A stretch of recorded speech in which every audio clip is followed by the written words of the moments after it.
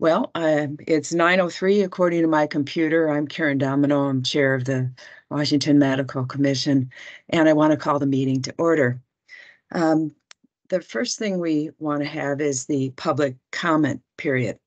The public will have an opportunity to provide comments. If you would like to comment, please limit your comments to 2 minutes. Please identify yourself and who you represent, if applicable, when the chair opens the floor for public comments. If you would prefer to submit written comments, send them to amelia.boyd@washingtonmedicalcommission.wmc.wa.gov by April 25th, 2024, which was yesterday. The Washington Medical Commission accepts written comments into the record as normal course of the business meeting. On a case-by-case basis, the Washington Medical Commission will, at its sole discretion, grant a request to verbally read a comment into the record. Comments containing profanity, discriminatory language, ad hominem attacks on commissioners or staff, threats of violence, or discussion of active cases or litigation before involving the Washington Medical Commission will be denied. The comment may still be submitted in writing for consideration and awareness.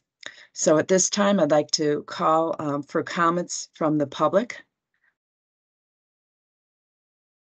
Ms. Boyd, are there any comments? There's one hand raised, Lester Sweeney. Okay. We can take that comment. Hi, and I have to apologize. My computer wasn't working this morning, so my other half got into the Microsoft business. So my name is Maria Higginbotham. I'm using my boyfriend's profile on Microsoft, so I apologize for that. I wanted to first take a moment to thank the commission for all of the hard work it has done in revising some of the opioid guidelines in the past that have caused a lot of detriment and harm to chronic pain patients. I am one of those chronic pain patients. I have been a patient for the last 23 years. I was a bank manager and became disabled like just instantly.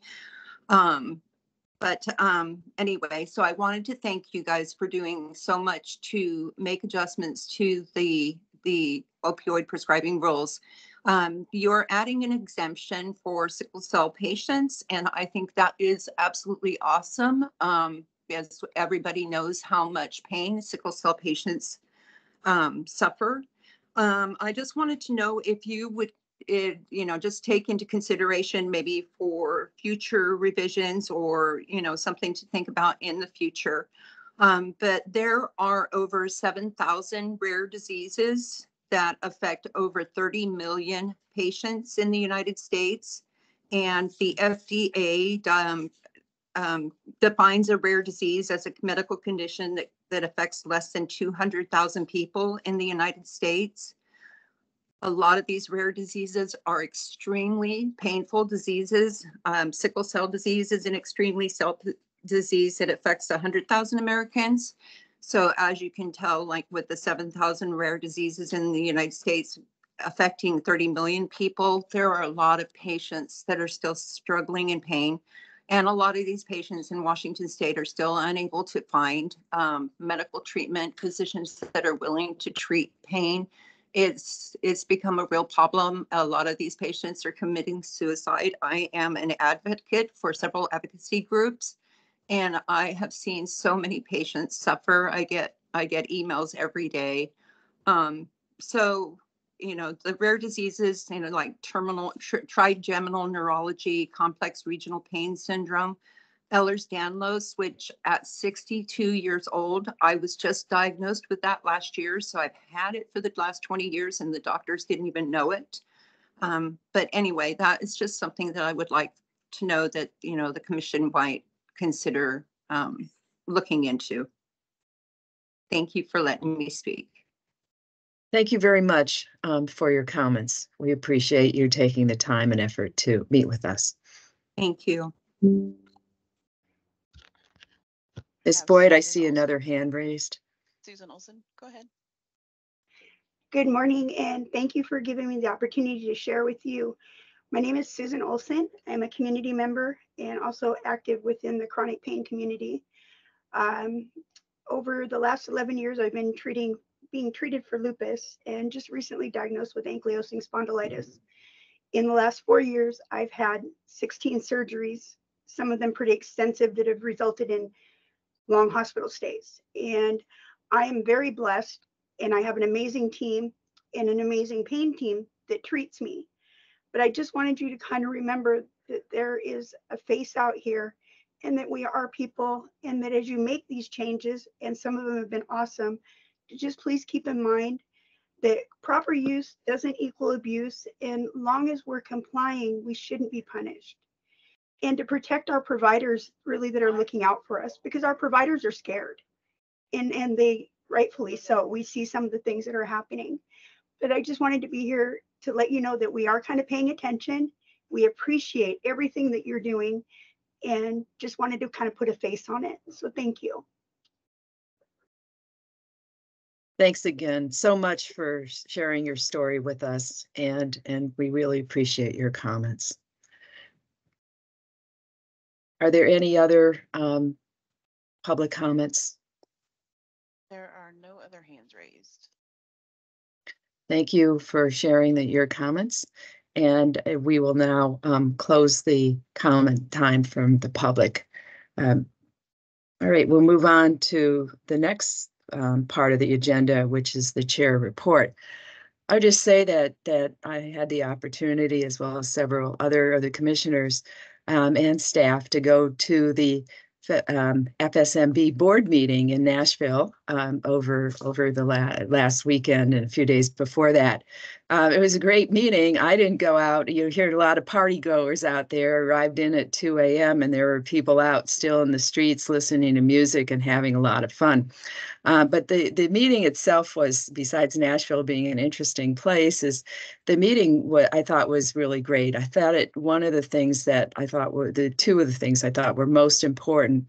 One was the whole issue of the fact of the demographics in our population, with people who are many of our ages are either retired or going to retire or have cut down. A lot of young people are only working part-time now. And so the workforce looking over the next 10 years is going to diminish in terms of number of physicians. And there are states such as Tennessee that has made changes in times to allow internationally trained physicians, particularly with residency training outside the U.S., to be able to come in their state and practice. And they're working out the details now. Other states have done this. I know Washington State, we've had it done for the University of Washington, for exceptional people, and for because of staffing issues here, and a lot of people, and people who've been in academics in other countries, and so there's a whole movement regarding this, and I think it's very exciting, about what we can do. We have our own plan in the state of Washington for people who haven't had a residency, but there's a lot to think about. And we'll bring back this further later on for further discussion. The other session I thought was, well, there are two other sessions that were interesting. One deals with the whole issue of these IV therapy clinics that are basically having unlicensed people providing the IV vitamin therapies and other drugs. There was a death in the state of Texas in a reporter who was doing an article on IV therapies and was given a large dose of potassium, run in very quickly, and had a cardiac arrest and died. There are also these ketamine, there are a whole bunch of ketamine clinics as well. And so I think it's an area of, there was a guy from the FDA, for instance, who's basically saying it's up to your states and your local commissions to kind of deal with some of these. I know I've had some of these kind of cases, and what happens is there are physicians who sell their license, and their DEA number and medical license number for prescribing authority And they may or may not realize it. Apparently, I heard it's up to $50,000 if they'll let people use it. And then there'll be, quote, medical director of these centers, which may not even be a healthcare facility. It may just be something else. And then basically they don't provide a history, a physical. They don't have any interaction with the patients. So very, very, very interesting thing. And then the last thing I thought was fascinating dealt with a lot of people from Australia, and talking about the trying to be a kinder commission to our our physicians and our PAs. We've tried to take this approach, I think, with recognition of the systems issues involved in medical error.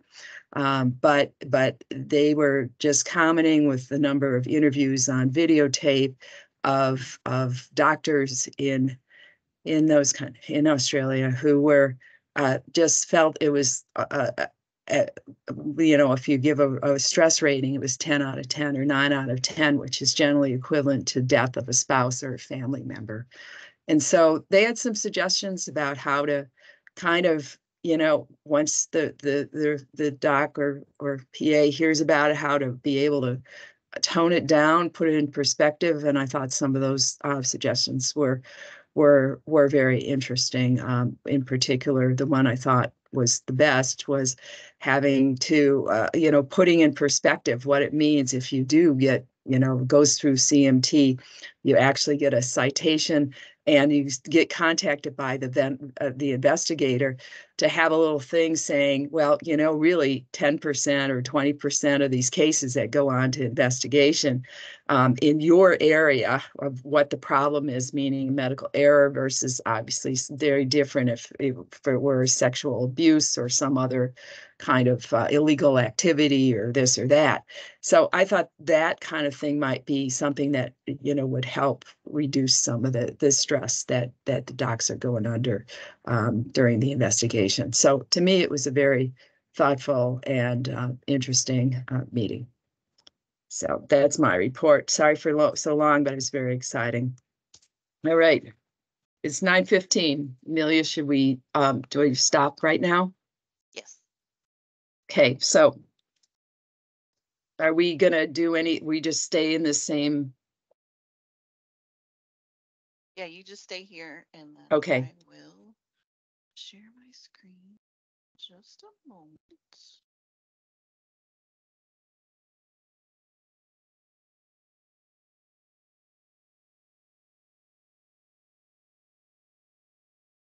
Okay, so good Can morning, we get everyone. started? Yep, I'm working on it right now. Sorry. Okay. Good morning, everyone, and thank you for joining us. I'm Amelia Boyd. I'm the program manager for the commission and the organizer for this hearing.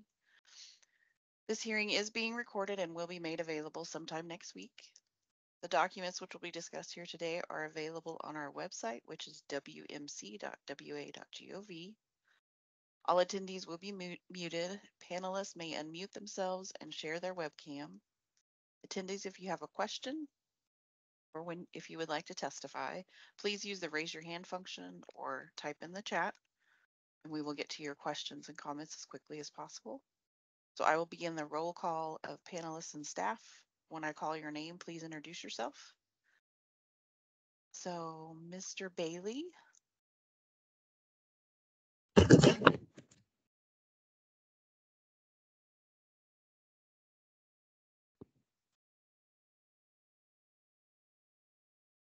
Disappeared. Christine Blake. Good morning, Christine Blake, public member.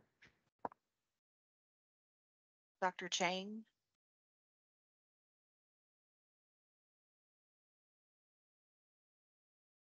Sorry, this is Dr. Chang, Poshin Chang, family physician. Dr. Chung. Hi, Jimmy Chung, general surgery and commission member. Dr. Curry. Diana Curry, OBGYN commission member. Arlene. Arlene Duro, physician assistant, commission member. Thank you. Heather Carter, Good morning, Heather Carter, Assistant Attorney General. Kyle, Good morning, Kyle Kiernan, Executive Director for the Medical Commission. Ed Lopez, Good morning, Ed Lopez, PA Commissioner. Micah, Good morning, Micah Matthews, Deputy Executive Director for the Washington Medical Commission. Dr. Murphy, Hi, Dr. Terry Murphy, emergency physician, commissioner for District 4. Scott Rogers, I am Scott Rogers, public member. and Dr. Domino, if you would introduce yourself and then begin the script. Okay, good morning. My name is Karen Domino. I'm chair of the Washington Medical Commission and an anesthesiologist. I will be the presiding officer for this rules workshop. Today is Friday, April 26th, and it is now 9:19 a.m. This meeting is being held via Teams webinar and in person at the Department of Health located at 111 Israel Road Southeast in Tumwater, Washington. The proposed rule being considered today is regarding general provisions for opioid prescribing and tapering for allopathic physicians and physician assistants. For today's hearing, note that all comments will be summarized and a summary will be provided as part of the CR 103 rules package when filed. Please do not interrupt individuals who are testifying. If you are not comfortable speaking in front of the group, you may provide written chat comments via the chat. This hearing is being held in accordance with the Administrative Procedure Act, Chapter 34.05 RCW. Pursuant to the Administrative Procedure Act, this public hearing is being recorded for the official record. The proposal. This one before. I do hear some noises. I don't know if you can't hear me. I didn't get the password. Well, Amelia, can you help Dr. Lyle? Thank you. This proposal or CR 102 rules package for the rulemaking was filed on March 20th, 2024 at the Code Revisor's Office as Washington State Register number 24-07-106. Are there any questions about the rule or hearing process before we begin the testimony? Please be advised that questions asked during this portion of the hearing are not considered testimony and will not be part of the rulemaking record or file.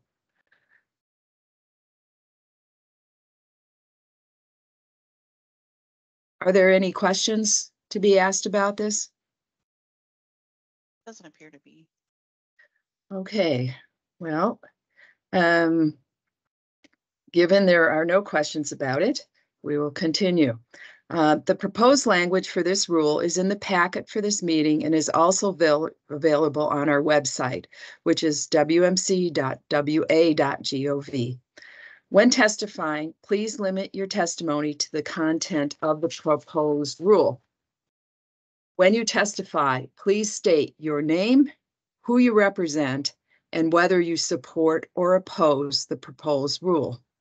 At this point, I am opening the hearing for public testimony. Please use the raise your hand feature and we will call on you. Amelia, would you like me to call on them or do you want to call on whoever wants to testify? Oh, I'll call on them because I can see everyone. So. Okay, thank you. Because yeah, my screen is small.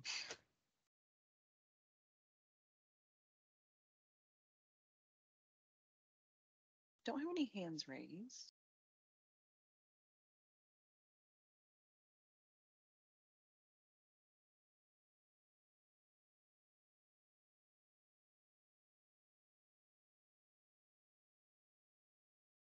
There are no hands raised, so we can move on to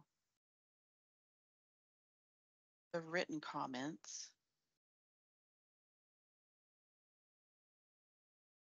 So for these written comments, since this is the rules hearing, we have to, you as a commission have to address each one, and that's why they were provided in the packet so that you could read them prior to the hearing. And then you can say, well, we are not working on this part of the rule because it's a very focused rulemaking. We are updating the language to provide some guidance, really. And as you will see, we've added sickle cell disease as an exclusion to the rule. And then, which is this, the underlined portion of this are all the edits, the underlined portions. And then we've removed biological testing from the periodic review, but we have put in some information about biological specimen testing at the end of that particular subsection. And then we have added some guidance in the tapering considerations for chronic pain. So can I start with just, or since I'm presiding Sure. officer? Yeah. So for those, I know there may be new commissioners who weren't involved in this before. In terms of the revisions, let me say that these revisions, particular the issue of sickle cell disease and other revisions, were shown to reflect the 2022, I believe, CDC updated guidelines. And that's why when we did hear the testimony from people this morning, the two patients suffering from chronic pain, other diseases were not included in that. It was the CDC guidance spelled out, in particular, sickle cell disease. So it wasn't that we were trying to avoid other diseases. It was mostly trying to align ourselves with what the CDC had, their guidelines, so that we were consistent. Anyone else who worked on that, or any comments about this?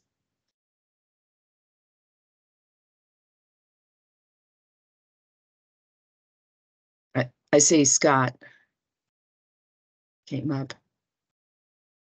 Yeah. Go ahead, Scott. Rogers. Changes. I'm just curious whether the changes regarding chronic pain would encompass all of those other rare diseases, and in other words, would those diseases, if not accepted, would those diseases be included in the relaxing of the stringent requirements in the language we have? And if not, would we be in Scott, consider revisions at a later Scott, time? Scott, we're having trouble hearing you. I didn't understand most of that. It's very broken up. My apologies. I'm in a low area. I support the amendment, and I'll reserve. Yeah, I think I did hear a little bit. He was asking about whether the focus, well, about these other diseases that have chronic pain as a major issue in the disease, and whether these modifications would allow us to adequately treat these people.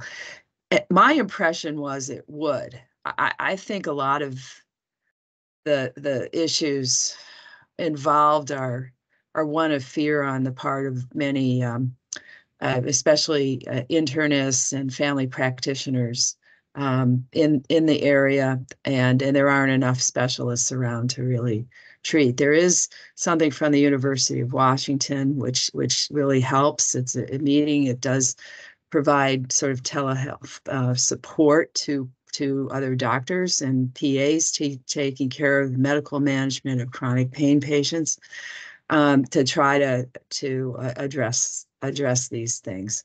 I would certainly consider in future rulemaking, consider adding in other diseases, but there are so many other diseases that have this. I don't know how you can actually specify it, and we were trying to align it with the CDC one that particularly called out again sickle cell disease. Micah, I think I see your hand up. Yeah. I'll defer to Dr. Curry because I saw her hand up previously. Yeah, So if she yeah, still it has was her there. comment, I'll wait.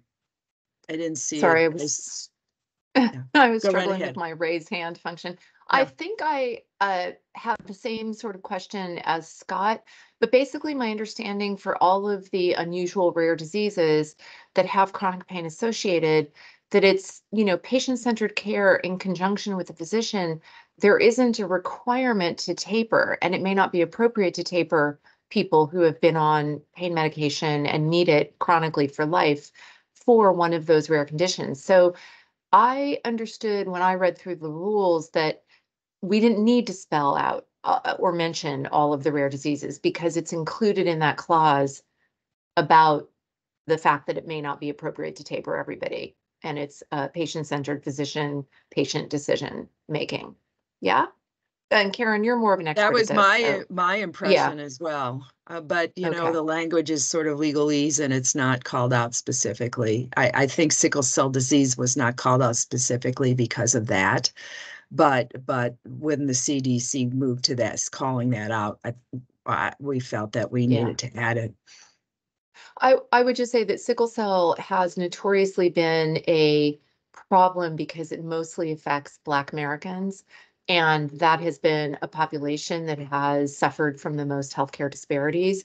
So I have a feeling that there was some motivation around closing the gap in disparity in healthcare by calling out sickle cell specifically, which may or may not really be relevant in some of the other rare diseases, which don't exactly target one ethnic group, so to speak, or one race, whatever. Yeah. I mean, this here, what we see on the screen, that looks at exclusions. Cancer-related pain that was in there, sickle cell disease, palliative hospice, end of life, procedural medications, acute admissions, psych hospitals, acute care hospitals, nursing homes, long-term care, residential treatment, residential other centers. But it doesn't say that there, but I thought the rule itself said you don't have to taper. If any staff want to point that out. So there's no requirement to taper. That's why we named this section considerations. There's just no requirement to taper in our rules.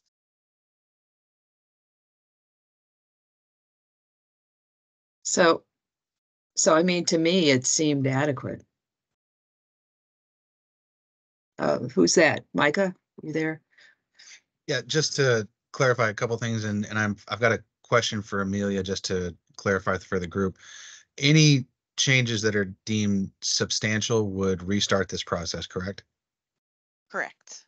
Okay, so we would have to go back and redo this hearing after holding a workshop. So I would agree with what folks have said based off of the tapering. There is no tapering requirement, and you're spelling it out as we see on the screen. What I think gets twisted around is what the medical commission's rules are versus how clinics are applying the guidance from CDC. And so when the CDC first issued its guidance, there was admittedly a raft of clinics who simply said, we're tapering everybody that's over 90 MME, and that's just the way it's going to be. And if you don't like it, you can leave. We actually had photos sent to us of those messages at the registration desk of various clinics. So we knew that it was going on. The only recourse we really had was to send along. That's one of the reasons we got the legacy pain patient section. That's one of the reasons we did the interpretive statement about trying to empower patients to not have to be automatically tapered just because they're on a higher dose. So with that being said, I'm going to shift over to the biological specimen section. A concern has been raised to me through, and I'll give Rick and the AGs their credit, about deleting specifically biological specimen testing. They would prefer to see that in the periodic review. It is something that is legally substantial, and so they would like to not delete that.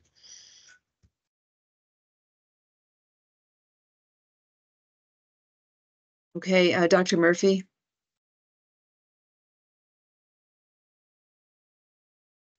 Yes, as I read the rules, there is no mandate to taper. There is no mandate to have a certain MED. And so I don't think that we would need to name all 7,000 rare diseases to address this. I think patients and providers need to be reassured that it's already being addressed. Thank you. Does anyone remember why the biological testing was removed? I mean, it's still supposed to be done, but this is the periodic review because I think there were.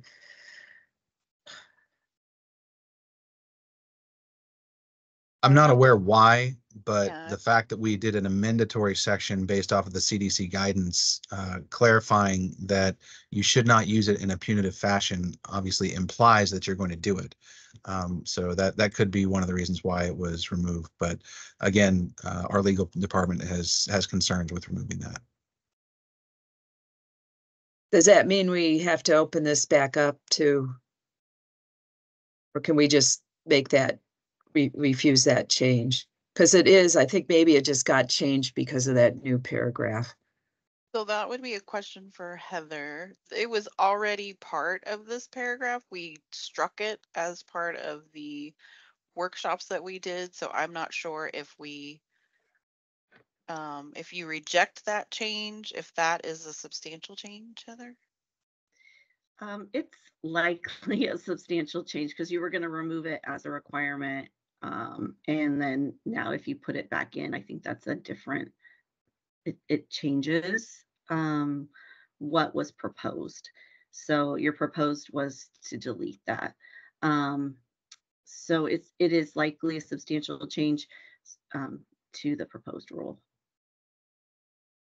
So if they approve or if they reject this change, do they need to do anything else with this hearing? Because it's taking us back anyway. Yeah, so then just vote on that and you're going to have to file a new CR 102.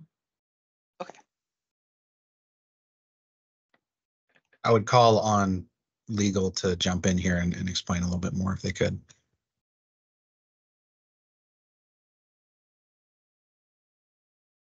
Can you hear me? Yeah. Yes, we can hear you. Okay. I'm sorry this came up as a last minute conversation with AGs, and I didn't want to derail the process. But they're concerned that when we charge people pain management cases, excuse me, we investigate to see if they did do urine drug testing. And if we don't, that's one of the factors we consider. And then if there was a urine drug test and that it was dirty, so to speak, we want to see what the provider did with that information. Did they act on it? Not act on it? Did they chart it? So it's one of the tools we have in the disciplinary case.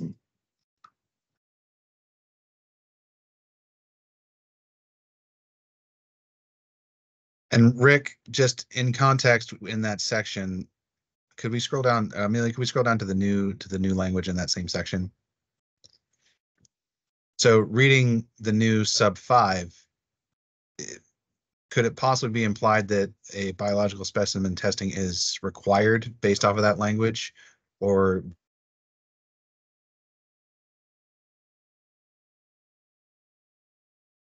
it seems like that's saying that the UDS is part of the doctor's tool bag.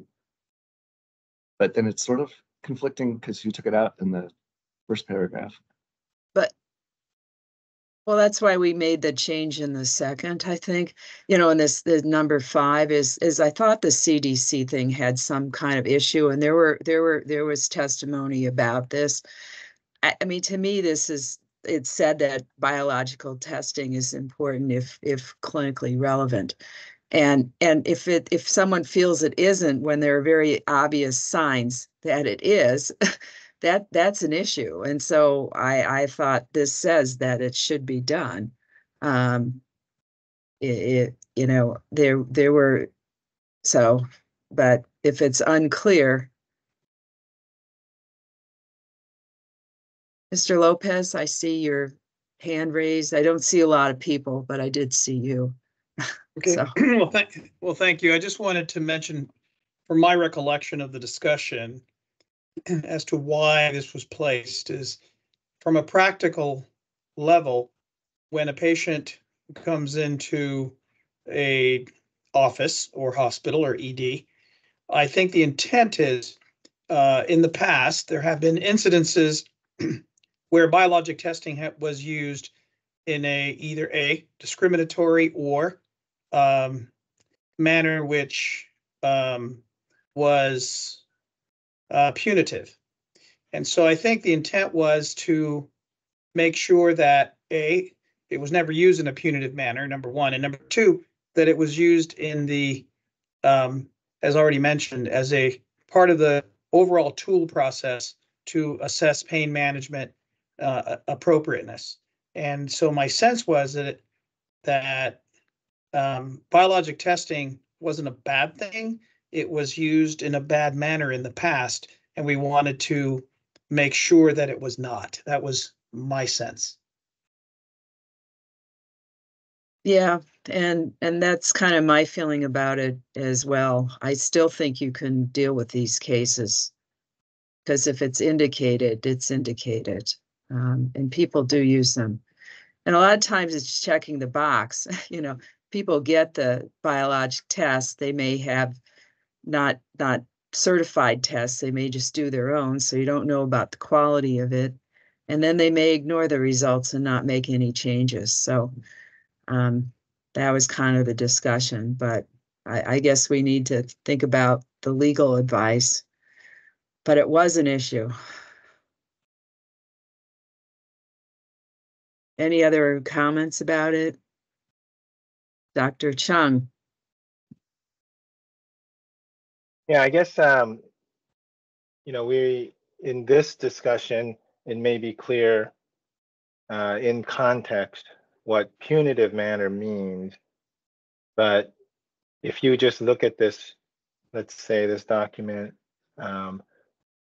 without any context of this panel's discussion, it might not be very clear what punitive manner means when it says it should not be used in a punitive manner. In fact, I'm not even sure exactly if we've defined what being used in a punitive manner means. Whether it's being forced on somebody as part of punishment, or is it being part of a investigation for potential punitive action, or even the word punitive? What do we mean by that? So it might be something that we need to clarify. Thank you. Any other comments?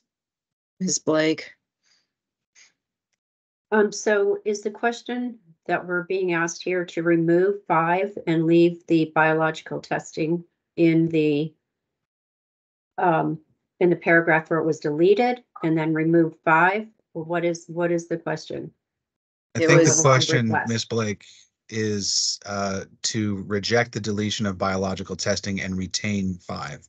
It sounds like Dr. Chung has brought up the issue that maybe there's a need to be either clarification or definition of the term punitive. Dr. Chang. Yeah, so basically I'm reading this. I think I'm actually in support of deleting that first biological testing, because I actually have several patients for whatever reason they couldn't get the testing done. So either they're homebound patients and they couldn't actually submit a urine drug screen, or in some way or another they just simply couldn't do it. And so having that in may potentially present a difficulty, because then that sort of imply that you had to have a urine drug screen done in order to get the pain medication. The second one is suggestions of in a punitive matter. in punitive manner, I would suggest maybe after that adding, say, you shouldn't be using a punitive manner to discontinue patients' opioid treatment plan or to stop the opioid medication, and that may potentially clarify that a little bit more clear rather than say punitive manner in our in terms of our setting, in the Washington Medical Commission's using us as a punitive manner to pursue a doctor. Thank you. Ms. Boyd, I can't get access to these ones that say view all. There are several, I see at least a hand up with no faces or anything. So Rick is next. Go ahead, Rick. Oh, thanks. And Micah touched on this. I think our legal cases will be fine if you guys did add section 5, but then put back in biological specimen in section 1.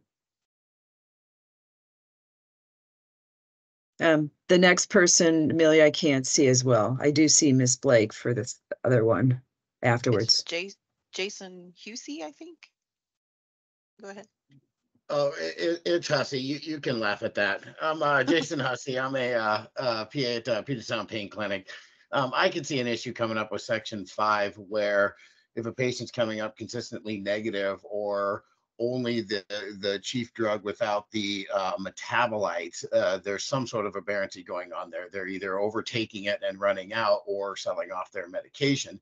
If you base a discharge just on that, I could see a complaint being lodged for improper practice, where it's best for the safety of the patient and the community to discharge that patient. I've had that come up 2 or 3 times over 10 years, but I could see that coming up as an issue.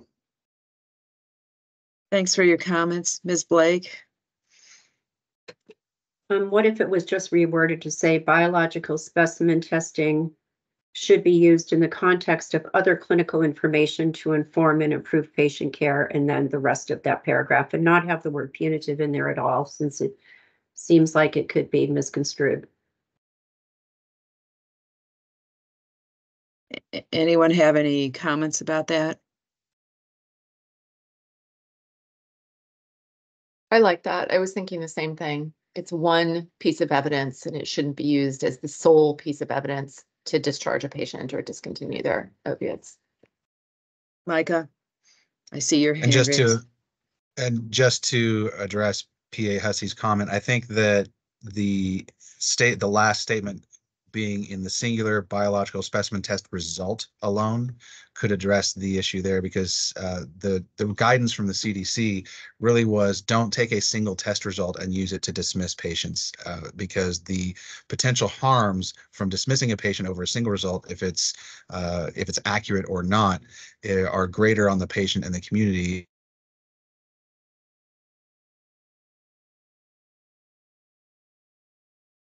Micah, are you still talking? If so, we don't hear you. I can't see whether you are or not. He froze. Yeah. Okay. Well, it'd be nice to hear what he says, but while he's having internet issues, I mean, should we go on with any other things besides that? I mean, that was it sounds like we're going to have to go on to back open this up to be able to deal with it. I hope that more people can be involved in this, than just right at the final period of time, or the commissioners to have feedback and attorneys and Attorney General's office, et cetera. So I think at this point you would need to, Heather can correct me if I'm wrong, you would need to vote whether you're going to reject this change of striking biological testing.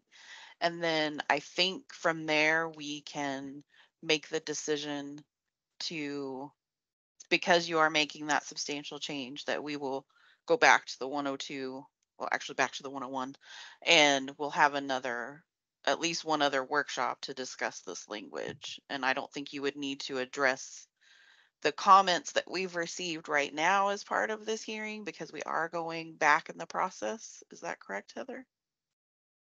Yeah, so if you want to, you're going to need to close the hearing out, and then you can decide. It sounds like you're deciding to take it back to workshop this at least one more time, just to clarify, take all these comments and considerations, and look at the language one more time.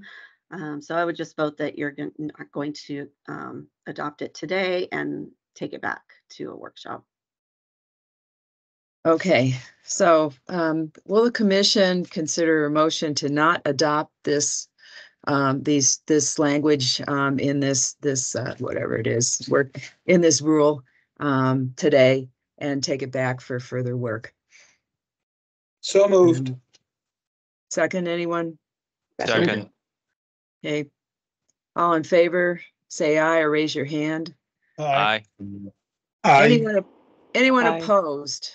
I can't see. There's someone with a, yeah. As far as you see, anyone say they're opposed? All right. So we will take this back for further work. We appreciate everyone's comments, including our two patients who testified in the beginning of the, not before this rule section. So thank you for your participation. This hearing is adjourned and the time now is 9:49 a.m.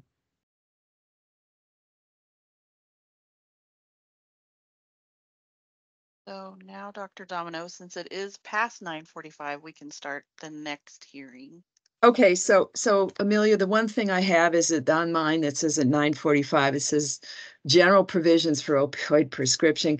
I assume it's this post-grad medical training. Correct. And Sorry about that. otherwise the things are the same. The questions are the same. So good. I will get started with that. So do we need to introduce everyone for this one too now? No, Heather, do we? No, I don't think so. Okay, thank you. You're good. Then you can go straight into the scripts. Okay. Good morning, everybody. My name is Karen Domino, and I will be the presiding officer for this rules workshop. Today is Friday, April 26, 2024, and it is now 9:50 a.m. This meeting is being held via Teams webinar and in person at the Department of Health located at 111 Israel Road Southeast in Tumwater, Washington. The proposed rule being considered today is regarding provisions for postgraduate medical training.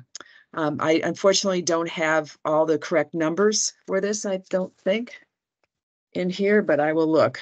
Let me pull it up. It might be, yes, those are changed. So I think it's rule number WAC 246919330 regarding postgraduate medical training. I think we're good. Amelia, I got it. It was just the title that was that. For today's hearing, all comments will be summarized and a summary will be provided as part of the CR-103 rules package when filed. Please do not interrupt individuals who are testifying. If you are not comfortable speaking in front of the group, you may provide your written comments in the chat. This hearing is being held in accordance with the Administrative Procedure Act, Chapter 34.05, RCW. Pursuant to the Administrative Procedure Act, this public hearing is being recorded for the official record. The proposal, or CR-102 rules package for this rulemaking was filed on March 20th, 2024 at the Code Reviser's Office at the Washington State Register number 24-07-107. Are there any questions about the rule or the hearing process before we begin the testimony? Please be advised that questions asked during this portion of the hearing are not considered testimony and will not be part of the rulemaking record or file. Ms. Boyd, are there any questions or things in the chat? Any hands raised? No. Okay. Seeing none, No questions. The proposed language for this rule is in the packet for this meeting and also available on our website, which is wmc.wa.gov. When testifying, please limit your testimony to the content of the proposed rule.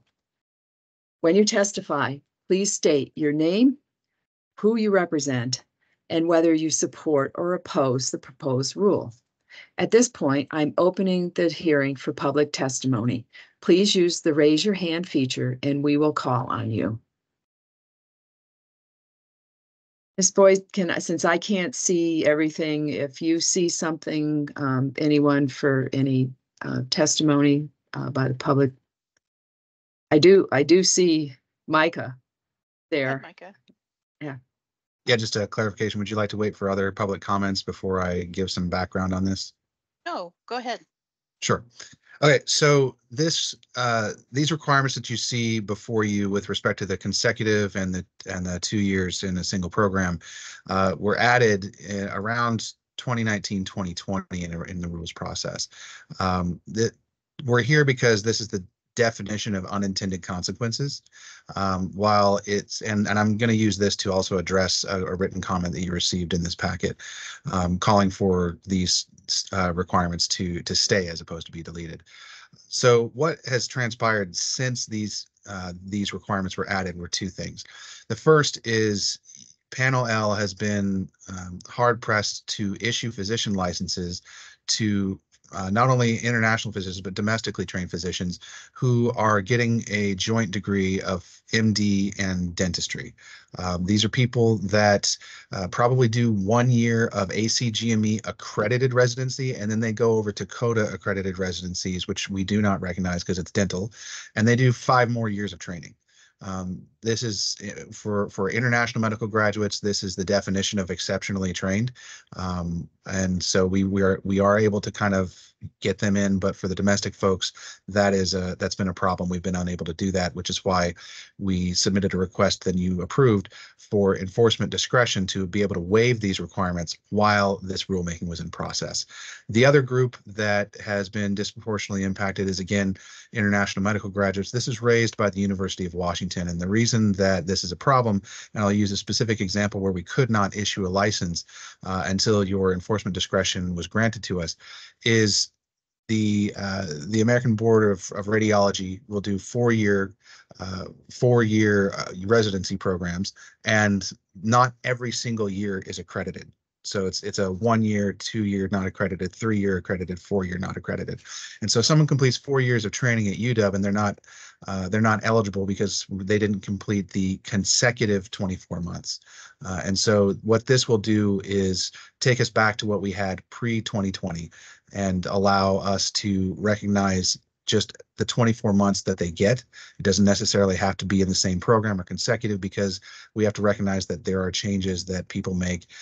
With respect to the comment, we do require that we get verification of satisfactory and complete residency training years from the program directors. We also have questions that must be answered with respect to if someone was forced to repeat a year, if they were put on probation, any remediation training programs, and those all come up through the application process and are directly reviewed by you on Panel L.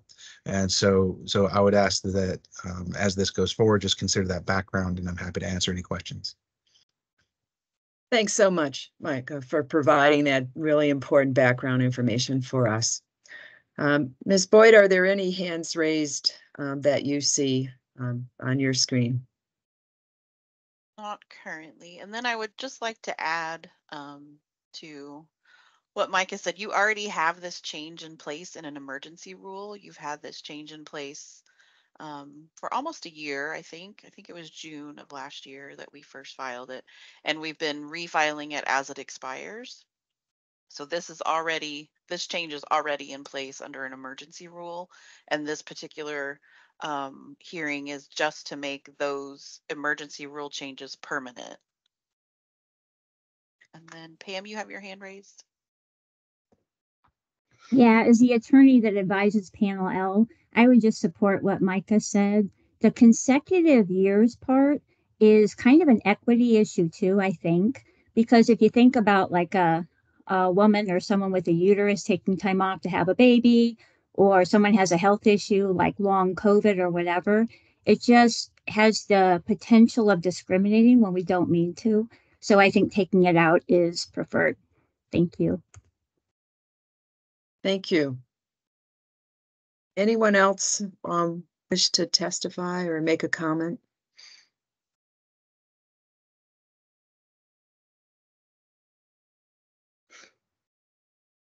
Dr. Chung.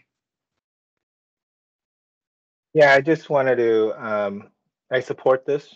My only question is, do they have to be 2 years of postgraduate medical training in the same area of specialty? I think the way we, having been on panel L, I recognize the issue that this resolves. But as Micah said, in the world of unintended consequences, what potential unintended consequences could we potentially create by not specifying what the actual problem is? So just kind of thinking out loud, I guess. I don't see who has their hand raised the first hand. I see Micah has the second hand. It's Scott Rogers. Go ahead, Scott. I move that we adopt the proposed rule. Thank you, Scott. Micah? I think Robert.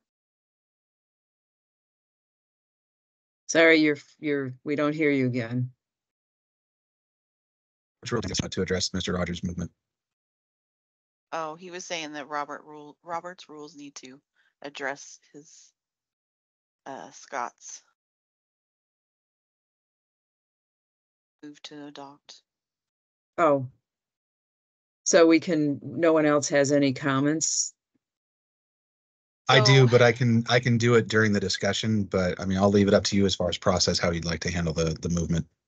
So since this is a hearing, the move to adopt is after all the testimony and after you address the comments that we've received. So I'm not sure, Heather, how we would need to handle that move from Mr. Rogers, but there is a place in the script to adopt or not.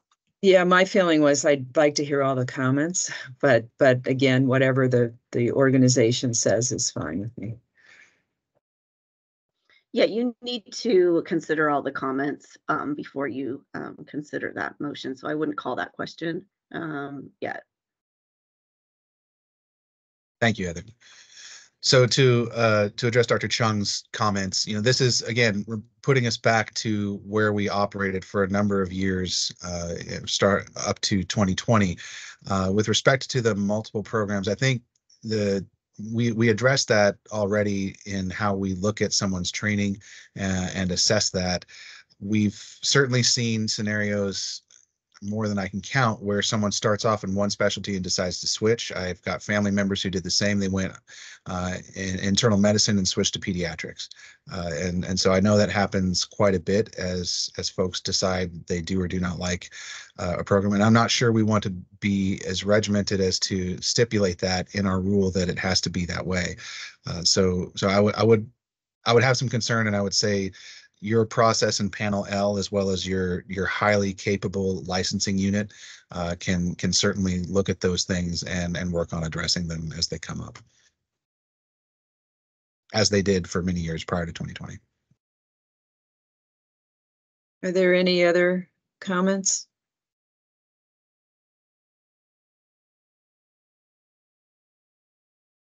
All right. If no one else wishes to testify, I'm going to close the testimony portion of this hearing. Has the department or commission received any written testimony from members of the public related to rules filed under WSR number 24-07-107?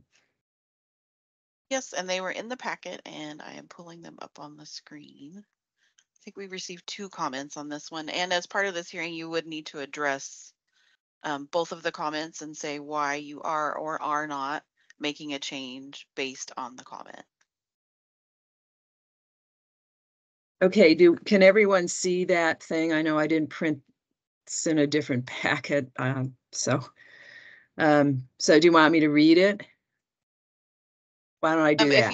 If you would like, Or, that's fine. Okay, this is from Dr. Delaney. I applaud the effort to create a pathway for qualified international physicians to obtain a state medical license. As a long-term residency program director, I would like to inject a note of caution about striking the language 2 consecutive years and no more than 2 programs. When a resident is not sufficiently medically competent to continue a program, even if there has no been egregious act, it is commonplace for a U.S. residency program to give the said resident a year of credit but not continue them in the program.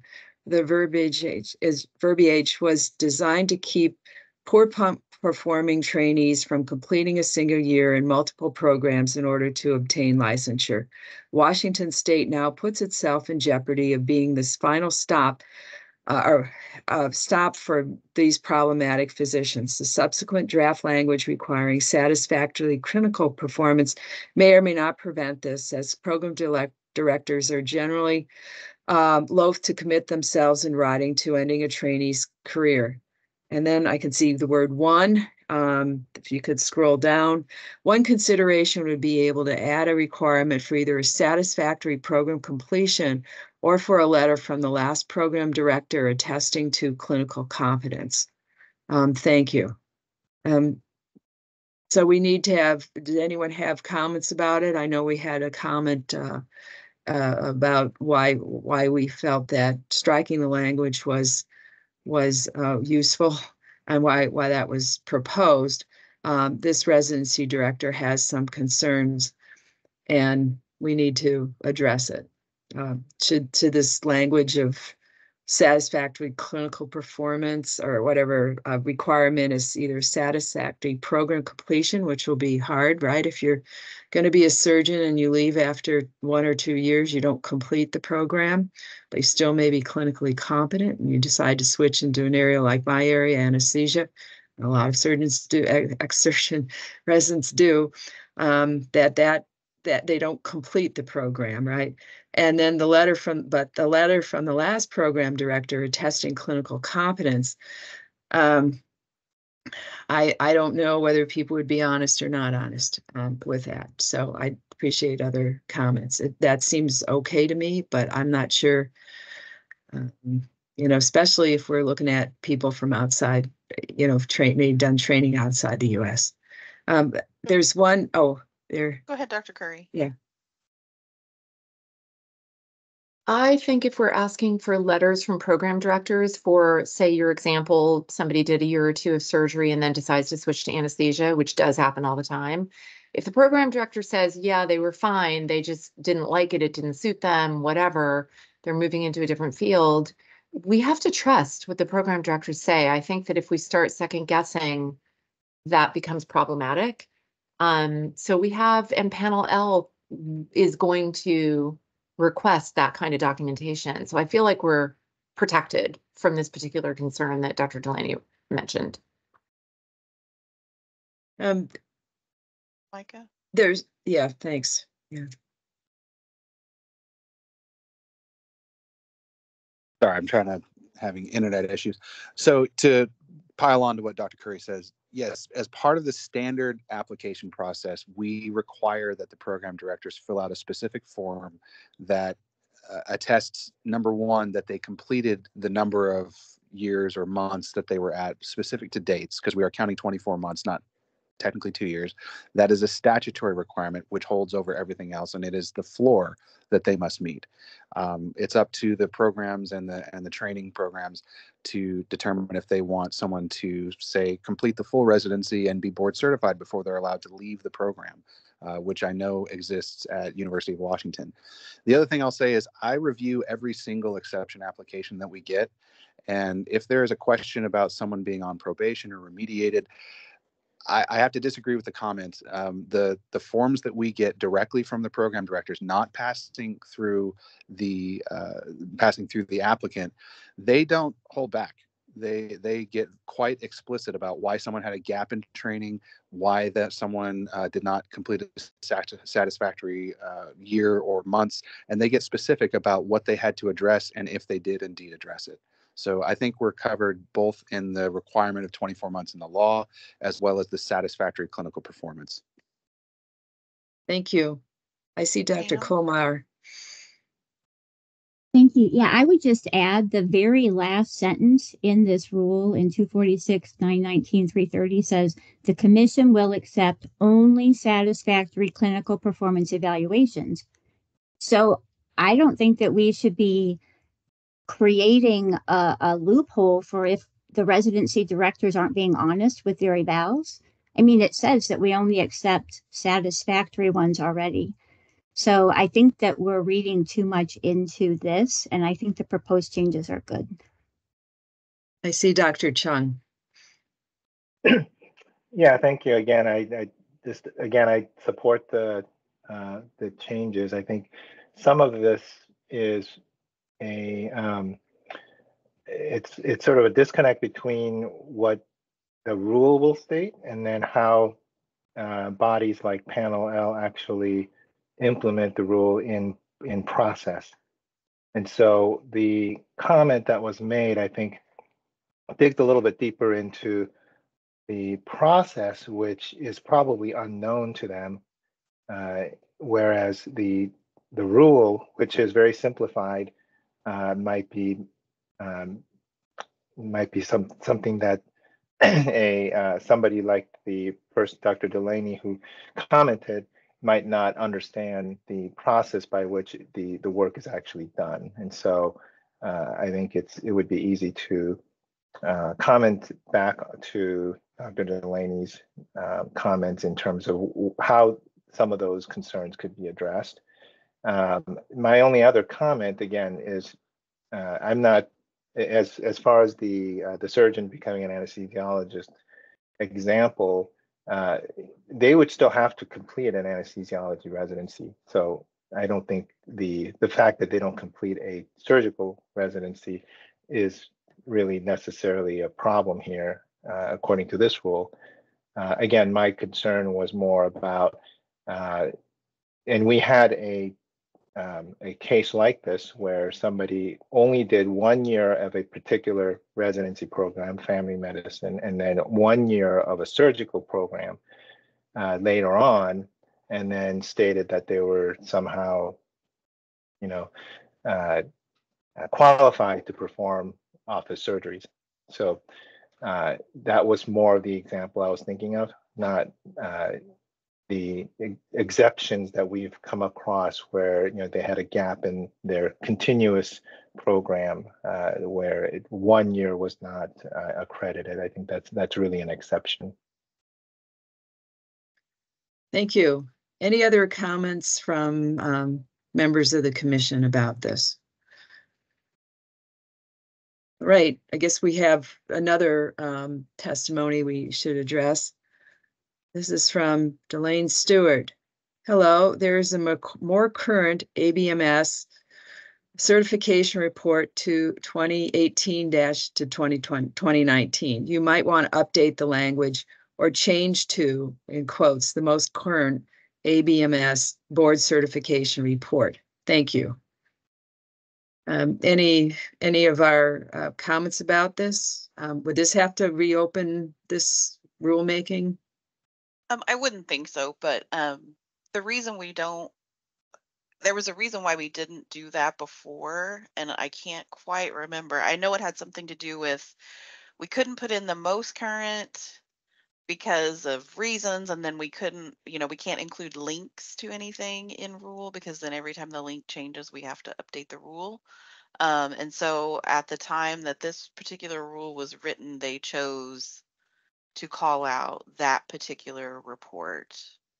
Heather, could you provide some clarity on that, please? Yeah, generally, you have to, in rule, pick a specific report that you have that it was in existence and that you've reviewed and think that is adequate. You can't, they don't allow you in rule to sort of say anything that this outside body does, because you don't know what it's going to be. It's probably going to be fine, but you don't know that for sure. So I would just, if you want to update it to the whatever the most current is in existence, I think, and that wouldn't be a substantial change. Thank you. Okay, any commissioner discussion of this? Are people think that it would be worthwhile to do this?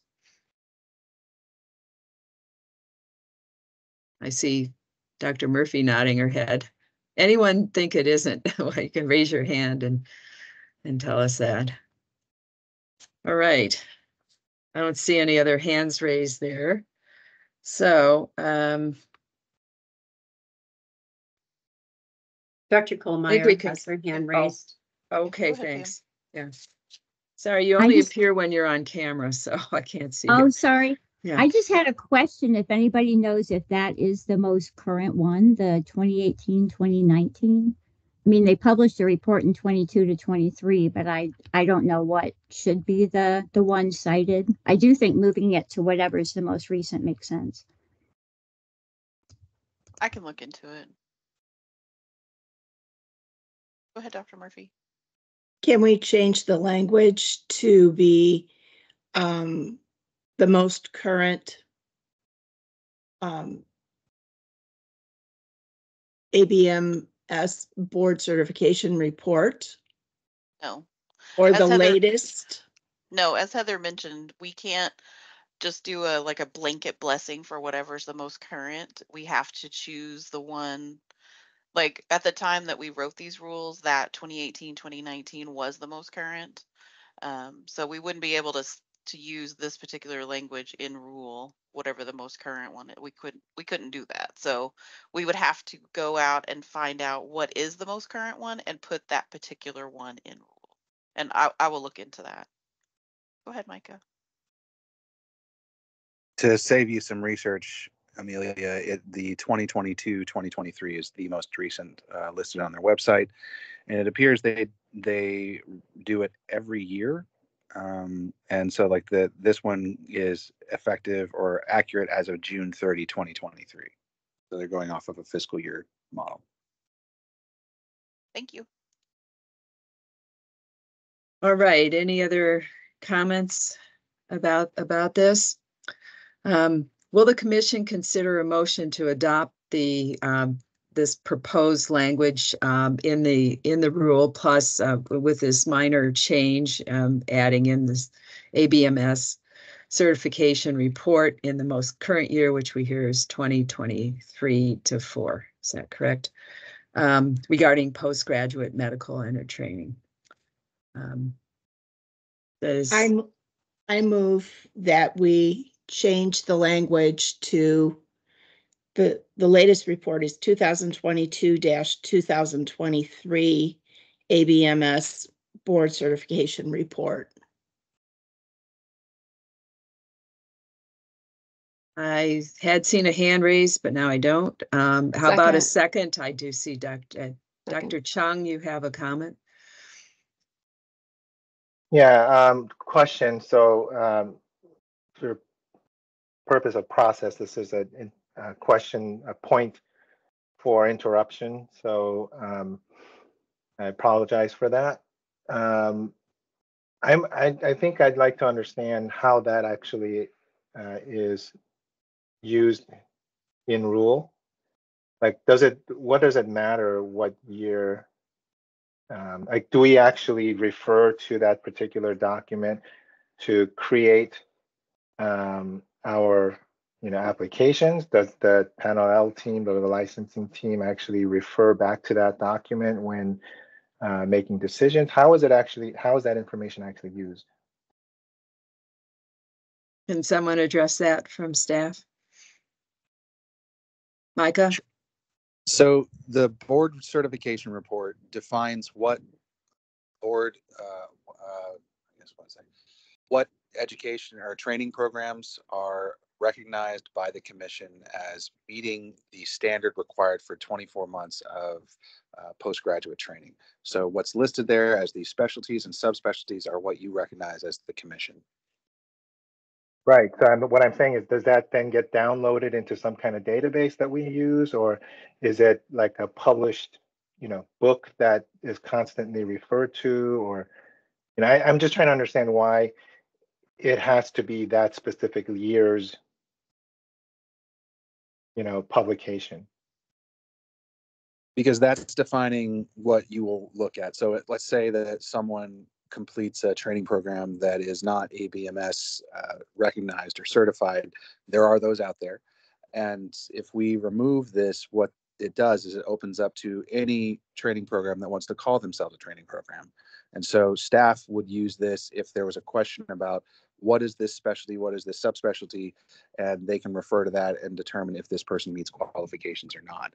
If they don't and they end up sending it to panel L, they will note that it's not listed in whatever current document the ABMS publishes, and you'll be provided with a recommendation of panel L of how to proceed.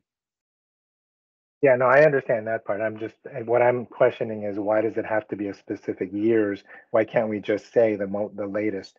I mean, I know that we got that explanation that from Amelia earlier, but I'm wondering why we would have to go through the trouble, because to your point, if a new one comes out next year, we'd have to rewrite the whole rule over again.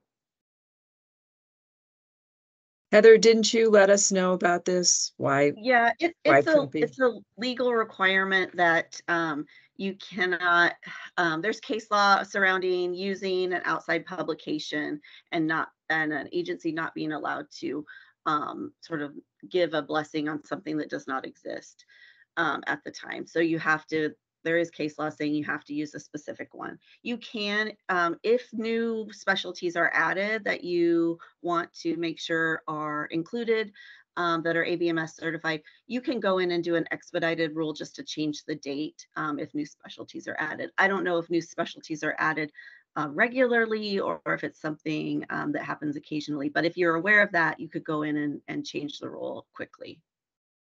So I just want to jump in here and clarify that if you read through the entire sentence, we are covered on that, because it says report and new specialties or subspecialties approved by the commission. So if something new got introduced in between the time that you update this and the regular 4-year review of our rules chapters that occurs under the direction of Amelia, we would have the ability to bring to the commission a new specialty or subspecialty that was recognized by ABMS and have that specifically approved through a vote by you. So either way, we're covered. And then Heather, I have a question. So as part of this rulemaking, so the language we're talking about right now is in subsection 1 of 330. Mm-hmm. But as part of this rulemaking, we only opened subsection 4. So can we even make that change as part of this rulemaking?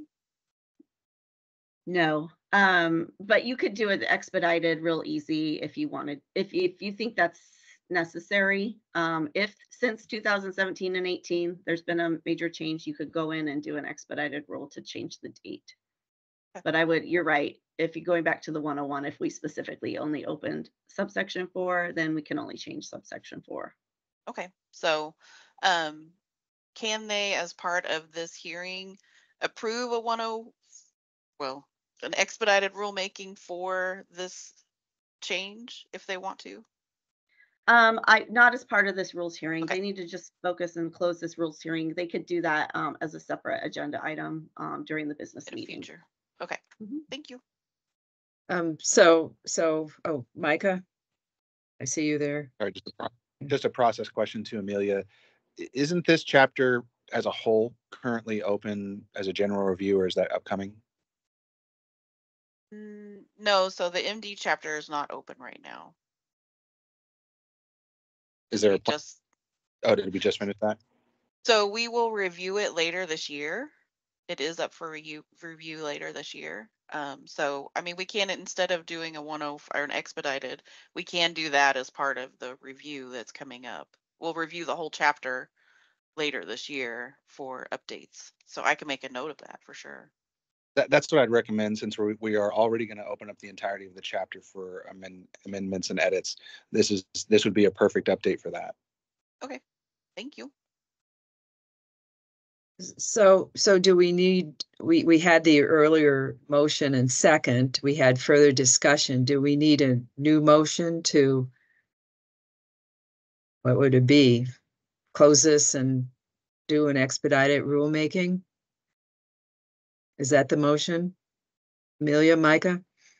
No, you're No. just approving the language. I mean, you're voting to approve the language that's struck through here. So Okay. we're not going We to, won't address the new you've addressed item. the comment, but we're not Yeah. going to make any changes to the rule based on the comment. So, Okay.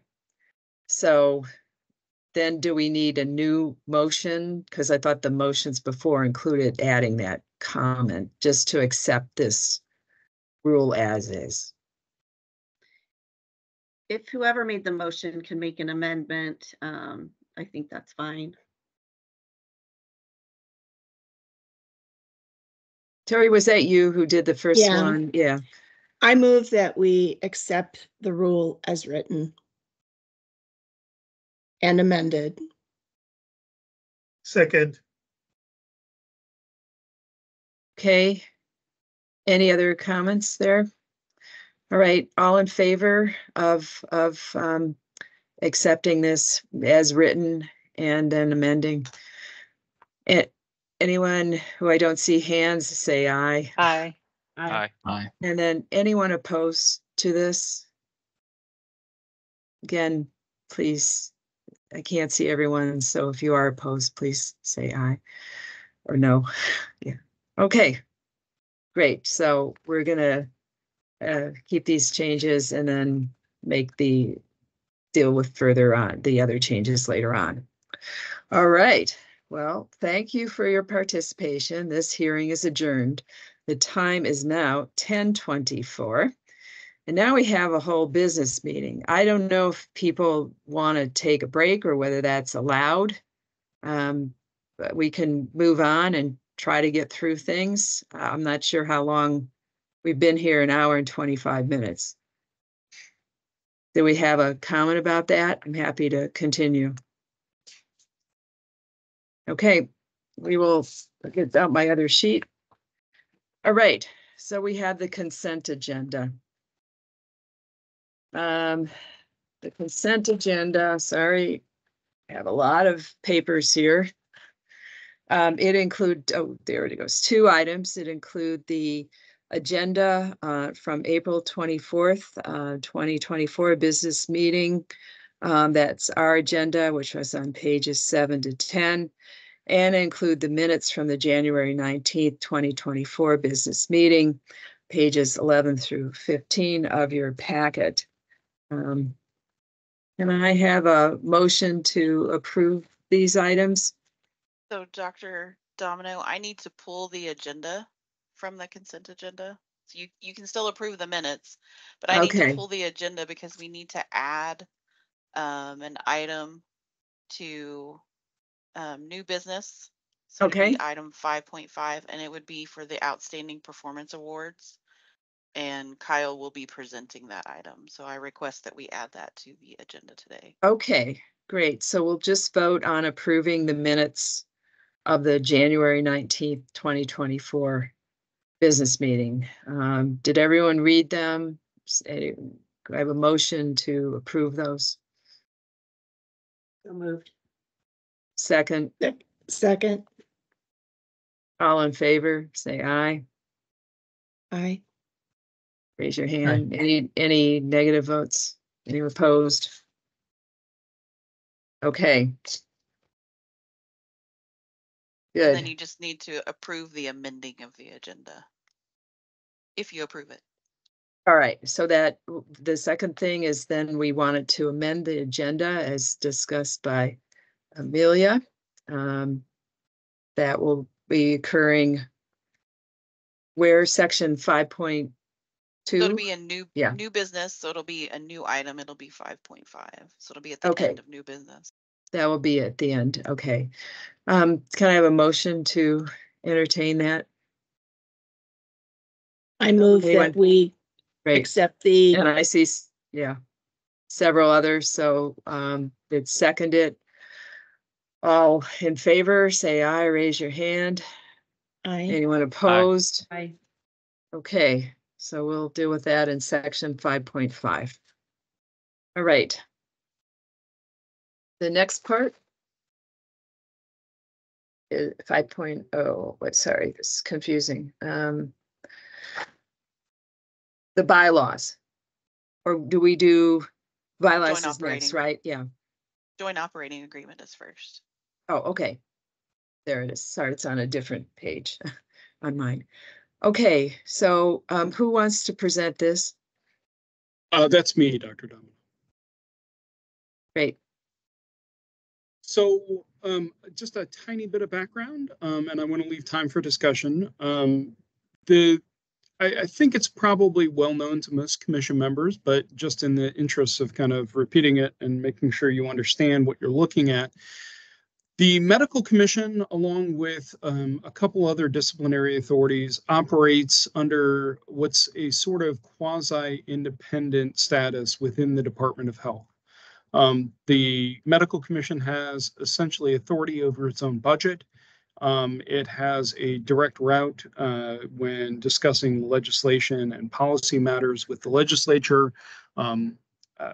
But we also rely on the department for a great deal of support with regard to things more, I think, more mundane things like payroll, human resources, procurement. And so every so often we enter into a joint operating agreement with the department that defines the roles between the two organizations.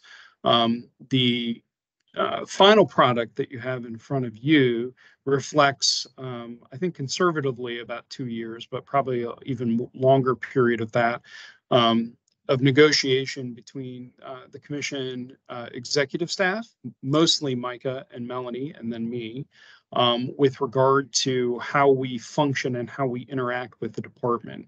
It's meant to kind of define roles and expectations. This has been a heavily negotiated document. It is largely, and I'll get to maybe the one major change, it is largely reflective of the prior joint operating agreement that we had.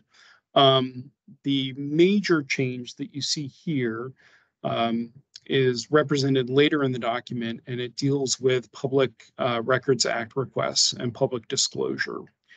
Historically, the commission has paid the department to provide that function for the commission. I think conservatively, the last time I checked, and Micah, you might know the exact percentage, but the Medical Commission receives approximately 34% of all public records requests that are received by the department. Not just HSQA, not just our disciplinary division, but the department as a whole. In the last biennium, we paid the department a little over $1 million for that service. We have had, I think, some concerns over the years with specific requests not being handled exactly the way that we would have done it or in a timely manner. And so you'll see reflected in the JOA, we have negotiated the ability to take that work on, and it's kind of an opt-in for the commission. We have spent a fair amount of time, Mike Hively and I, talking about what the benefits of doing that might be. We have not reached the conclusion. We will certainly talk to the executive committee if and when we reach kind of a point of decision making. But largely, that's the major change that I'd point out in this version of the JOA. You'll see it's dated 2023. That's because it's taken an incredibly long time to get through this. The department and the commission have really stressed the need to kind of be collaborative, even when there are disagreements over, even procurement or payroll or something more significant like policy or pending legislation. We have reached a point where the person that signs this on behalf of the commission is the chair. That's Dr. Domino, obviously. The person who signs it on behalf of the department is Secretary Shaw. He has signed this and indicated that we have finally reached a point where we can all agree on, where things stand. So the purpose of bringing this to you today is twofold. The first is to kind of let you know that this has been long coming and we have finally reached a point where the parties largely agree, and offer you all an opportunity to review it, with hopes that you will approve and authorize Dr. Domino to sign this. Dr. Shaw has indicated he would like to do a signing ceremony in person to kind of have a hallmark of the collaborative relationship between the two entities. And we're working at a time when he may be able to do that with all of you in the room. Obviously, when we meet virtually, that makes it a little bit more difficult. So we're trying to arrange a time where he can come to dispo session to do that. But before we get into the actual approval, I'm going to ask Micah if he has anything additionally. Again, the majority of this was negotiated by he and Melanie. It was more or less handed to me when I took over in September. So I'm going to ask Micah if he has any comments, and then I'd ask the commission in general if they have comments, concerns, anything in particular they would like to talk about. Does that sound okay, Dr. Domino? Sounds great. Okay. Micah, the floor is yours. Sure. Thanks, Kyle. And I do want to first thank the unit directors and leaders throughout the commission.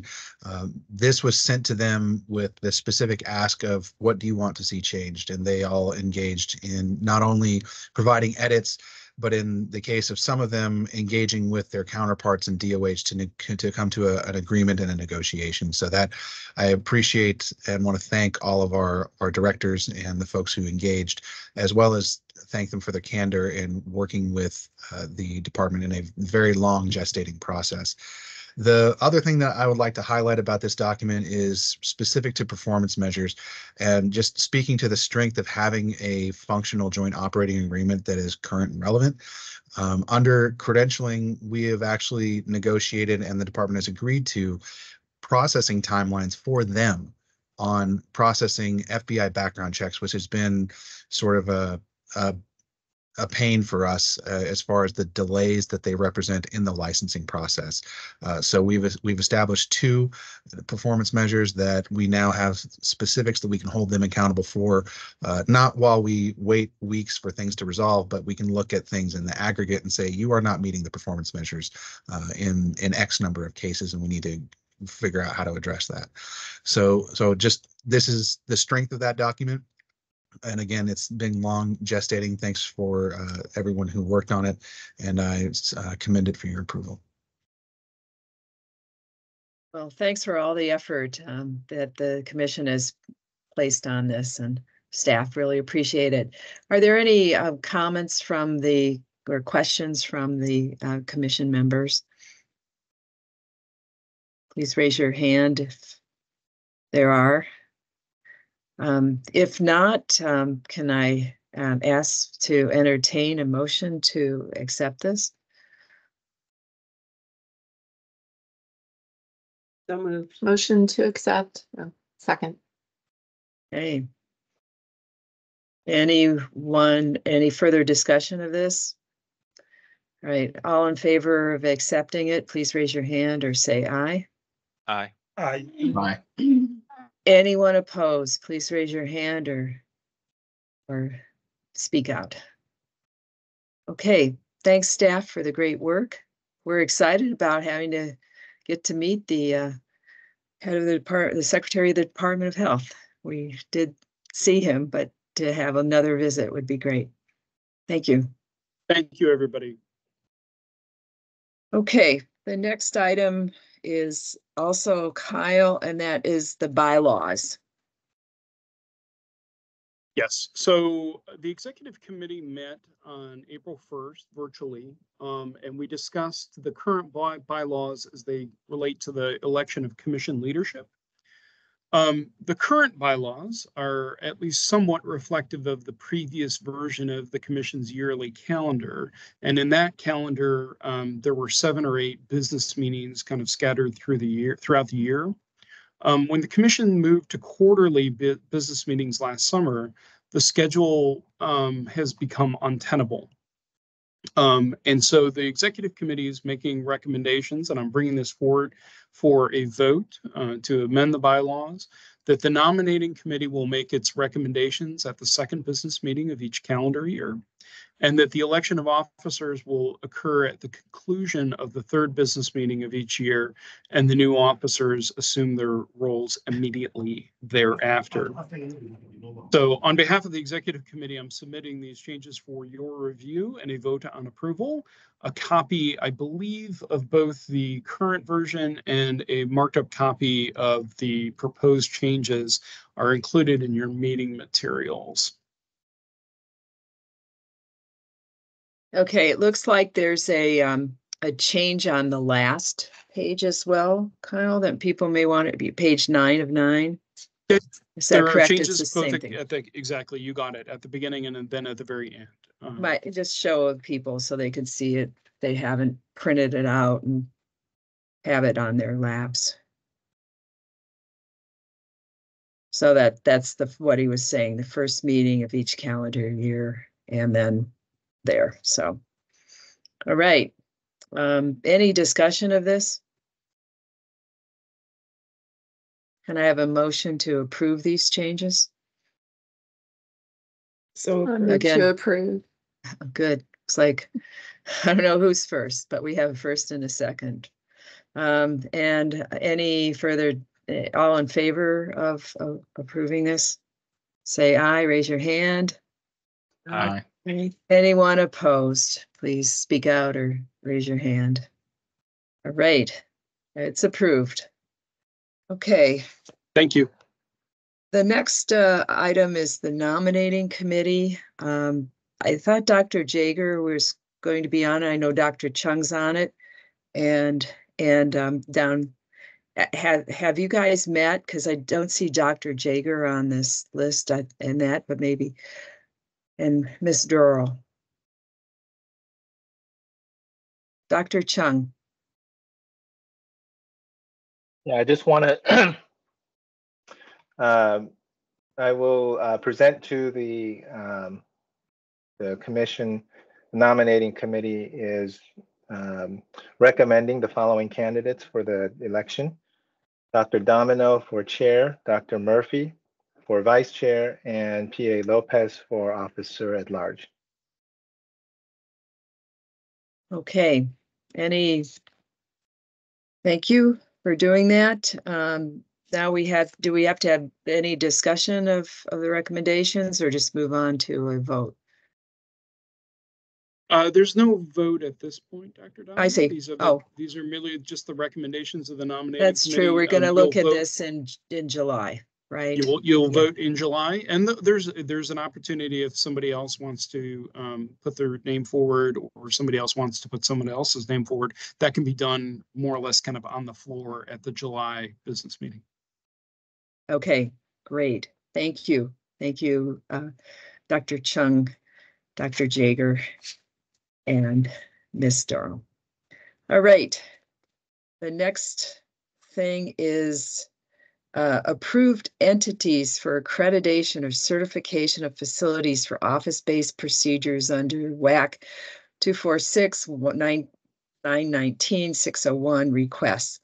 And it provides a current list of approved entities, which you had to click on, and it suggested, it was in the packet as well, that adding another accreditation facility. Who would like to mention this? That would be Talk me. about it. Okay, thanks. So, just a real brief history. In WAC 246-919-601, that is the office-based surgery. rule.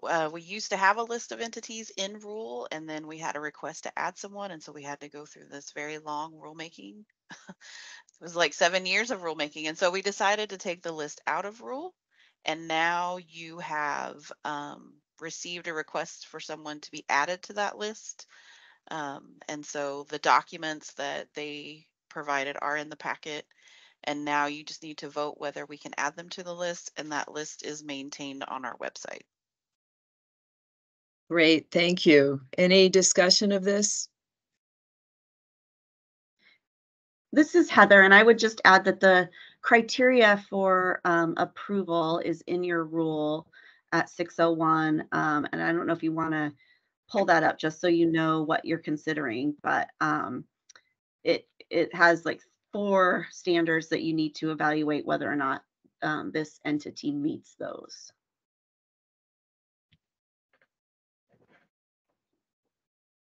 And it's section 5 of the rule. Okay. Does someone from staff just want to go through it quickly of what some of the criteria are, or do you, because it's hard to read.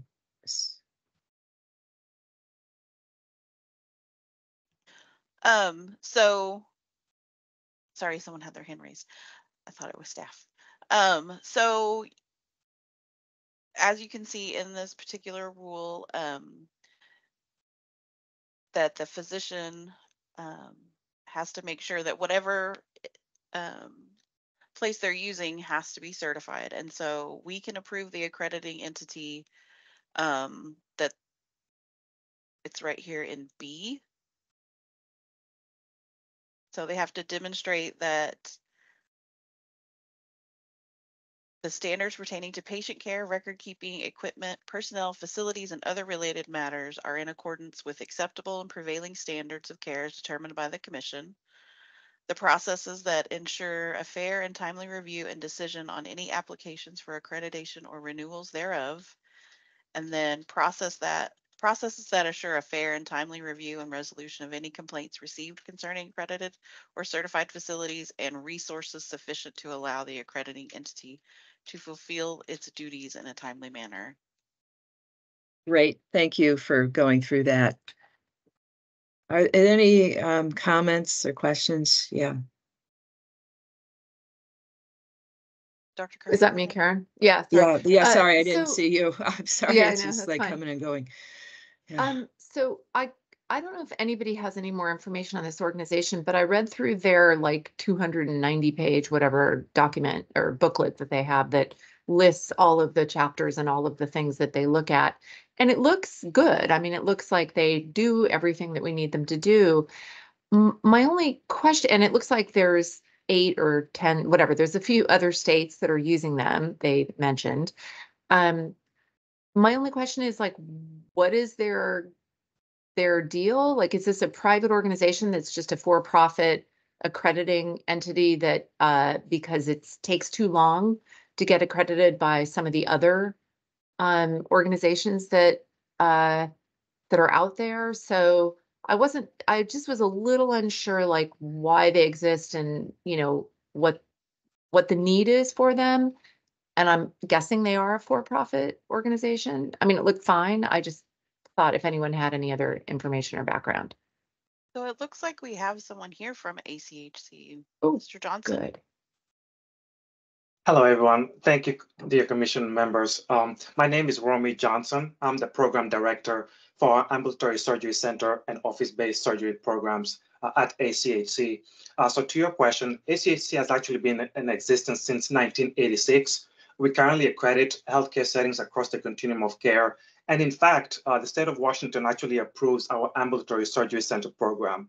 So this is a request to say, that we are equitable to the other currently approved accreditors out there with regards to the 4 sections that were in the rule, including having standards and requirements on patient care, record keeping, equipment, personnel, and the facilities.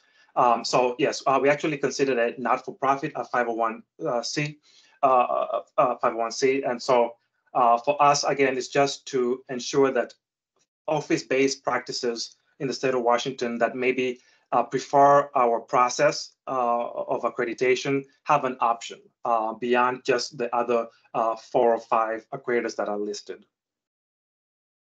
Great. Thanks so much for clarifying that. Were there any further discussion or questions? I have one follow-up question for you. Thank you so much for being here to represent your organization. So some specialties, for example, mine, OBGYN, where we do a lot of office-based procedures, have the American College of Obstetrics and Gynecologists. We have our own sort of program for certifying office-based procedures, the SCOPE program. You may be familiar, and I'm just wondering, I'm guessing other specialties have that same sort of thing within their certifying entities at the national level. So do you work with the American College of OBGYN or any other organizations like that are sort of the medical side of things to align your process with the processes that they use? Absolutely, absolutely. We work with them, I'd say primarily when it comes to the when we create our standards, whether we're updating or creating new standards, we look to such organizations since they tend to have sort of leading practice guidelines within their operations. Another way in which we work with such organizations is really when we're providing education. We might work with them to make sure that, again, the education that we're providing as an accreditor matches leading industry standards. So that is the capacity in which we work with. Our standards from time to time may mention that we will require an office-based practice to follow national guidelines, and then we'll have examples of such guidelines that you mentioned from those associations. So that is the extent to how we incorporate and work with such associations. Thank you. Any further questions or comments from the commissioners? Seeing none, can I have a motion to approve this?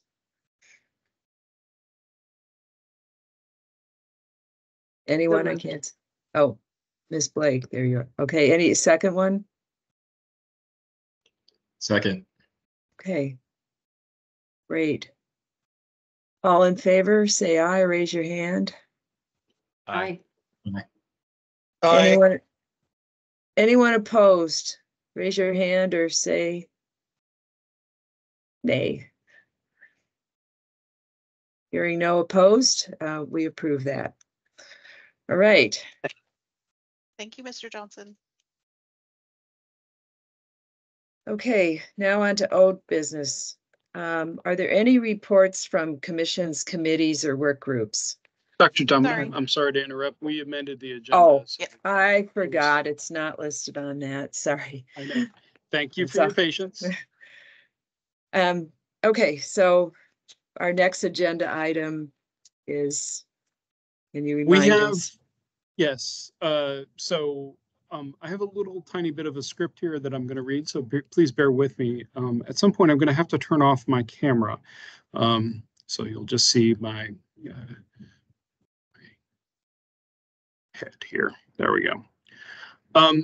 The majority of the commission staff are unknown to you all as commission members, but they're just as integral to the commission's daily function and long-term goals as myself, Micah, Rick, Frida, or any of the other folks that you work with on an almost daily basis.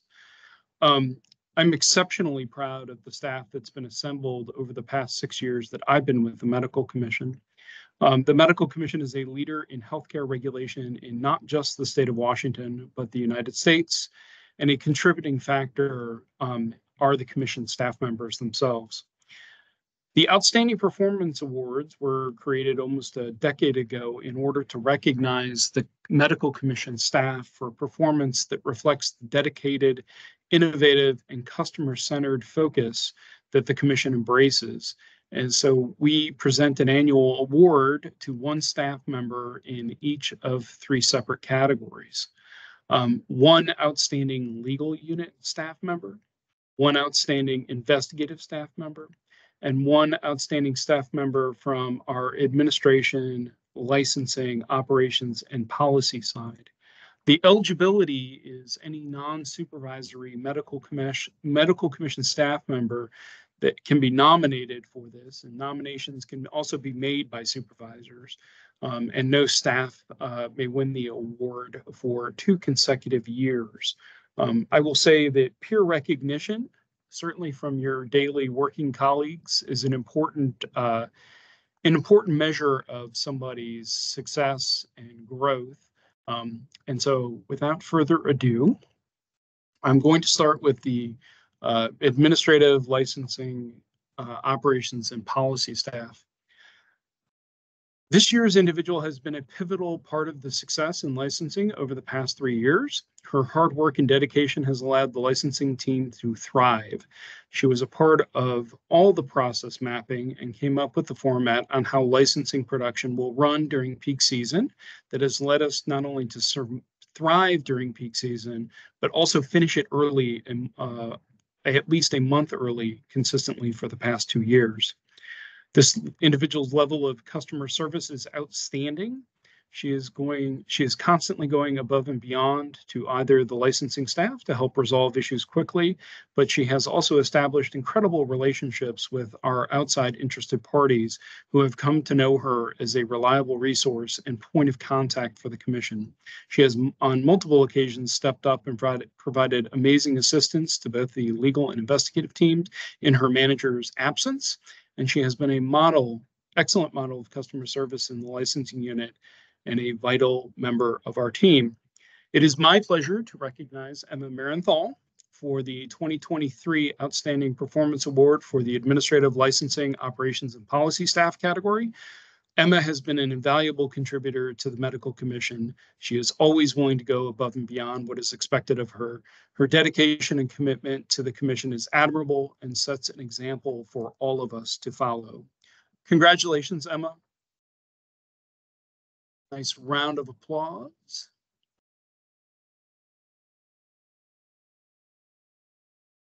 Congratulations. Great work. And at the end of this, I'm trying desperately, but it's not quite working. We have some statues that we keep in the office, and each year they are modified to reflect that particular year's winner. They're kind of giant eagle statues, but the individual awards have been already emblazoned with Emma's name for 2023. Fabulous. I am going to move on to investigations. And just for your information, I'm reading mostly from the nominations that were put forward by our staff members' peers.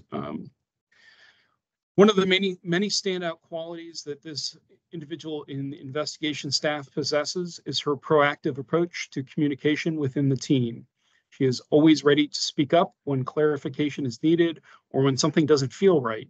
She models an environment of open dialogue and transparency, and this quality has proven to be invaluable as it provides crucial insights into the team's dynamics and needs.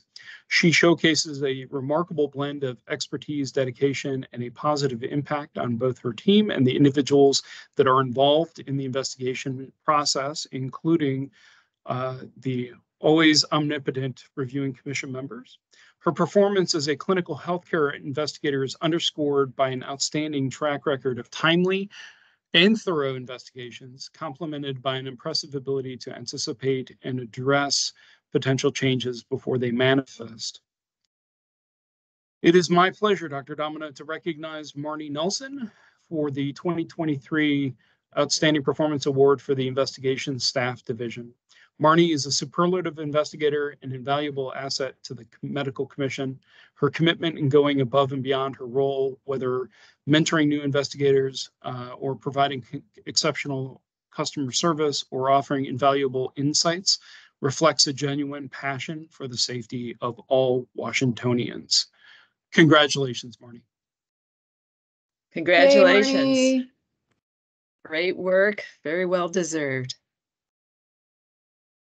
All right, Kyle. One last one. One last one. One last one. This is for the legal staff. This valuable member of the legal unit is known for her quick wit, unflappable spirit, and a smile that lights up a room. But she's more than that, much more. She drafts clear and thoughtful pleadings, thoroughly reviewing case files for evidence to support violations, demonstrating a solid understanding of the mission to protect the public. She brings organization and accountability to our expert invoicing process by monitoring cases, sending bi-monthly reminders to experts regarding their billing requirements, and working with staff attorneys to approve the charges.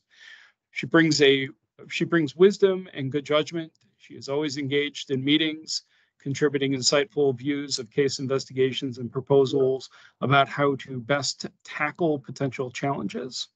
And she shows a commitment to excellent work product by proactively seeking constructive feedback on her work. She's comfortable in her own skin. She is not afraid to razz the legal unit director and give him the business now and then. With enthusiasm, good cheer, and a sense of mischief, she brings joy to everyone she interacts with. Dr. Domino, it's my pleasure to recognize Lynn Miller for the Outstanding Performance Award for the Legal Staff Division. Lynn is an exceptionally talented paralegal, and her hard work and commitment to the mission of the Medical Commission and the legal unit makes her an invaluable asset. Congratulations, Lynn. Well deserved. Congratulations. Well, thank you, Kyle. It's great to hear that staff are getting these awards. We really appreciate it. Yeah, they've done a Incredibly fabulous fortunate job as commission members to have staff as talented and dedicated as the folks that we have. Thank you for your time, everybody. Dr. Murphy, you had a hand raised. I do see you. I don't see. Is that? No, I think she was it's trying to gone. clap. Yeah. Okay. And then It's a Dr. one Domino. hand. Yeah. Yes. Sorry, I just Do have to we have step back a second for this approved entities. We did have a request to remove. We have Oh. a business that's on the list that is no longer in business, the Institute for Medical Quality, and so I'm just requesting that I can remove that particular business from the list. We need a formal vote for that, right? Yes, please. Someone want to make a motion to remove that Institute for Medical Quality? I so move. Second, great. All in favor of removing it, say yes or aye, Aye. raise Yes. your hand. Aye. Anyone opposed? Okay, thanks for seeing that. All right. Committee and work group reports. Do we have any reports other than what was written? Seeing none,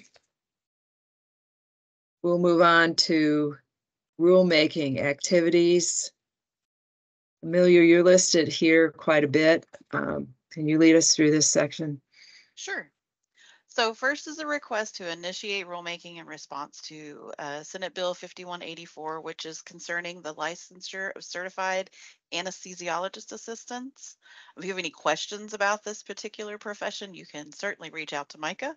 But the legislature passed a bill to stand up a new profession, and we are the disciplinary authority for that profession. And so I am asking that we start rulemaking to set up some standards and licensing standards and things like that for this particular profession. Let me just say something. Anesthesiologist assistance program's been in around for a fair length of time. I think probably like 15 or 20 years. A number of states have these anesthesia providers. They are different from nurse anesthetists in that many of them will come out of a program such as a college program or a program where they say we're a respiratory therapist and wish to become an anesthesia assistant. They are recognized by CMS to perform billing for anesthesia services, and they have to work under a physician anesthesiologist. They are not allowed to work under nurse anesthetists. They can't bill for this. So it's written into their practice agreements is that they work under the direct supervision of an anesthesiologist who's there on site and in the operating rooms, not just a remote kind of supervisory agreement that PAs have. So it is really a very different profession from the PAs. I think this thing, it's been coming up a number of years in the legislature, you know, with the aging of people, of anesthesiologists.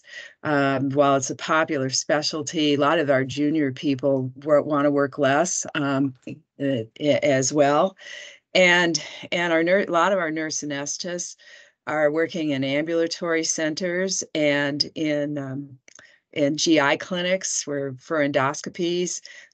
You know, ours, for instance, at the university, don't even take call in our institution because they don't want to. They don't have to. Our residents and docs do it. Anesthesiology assistants are more, you know, because they have to work under the direct supervision of an anesthesiologist, are more apt to work in a hospital.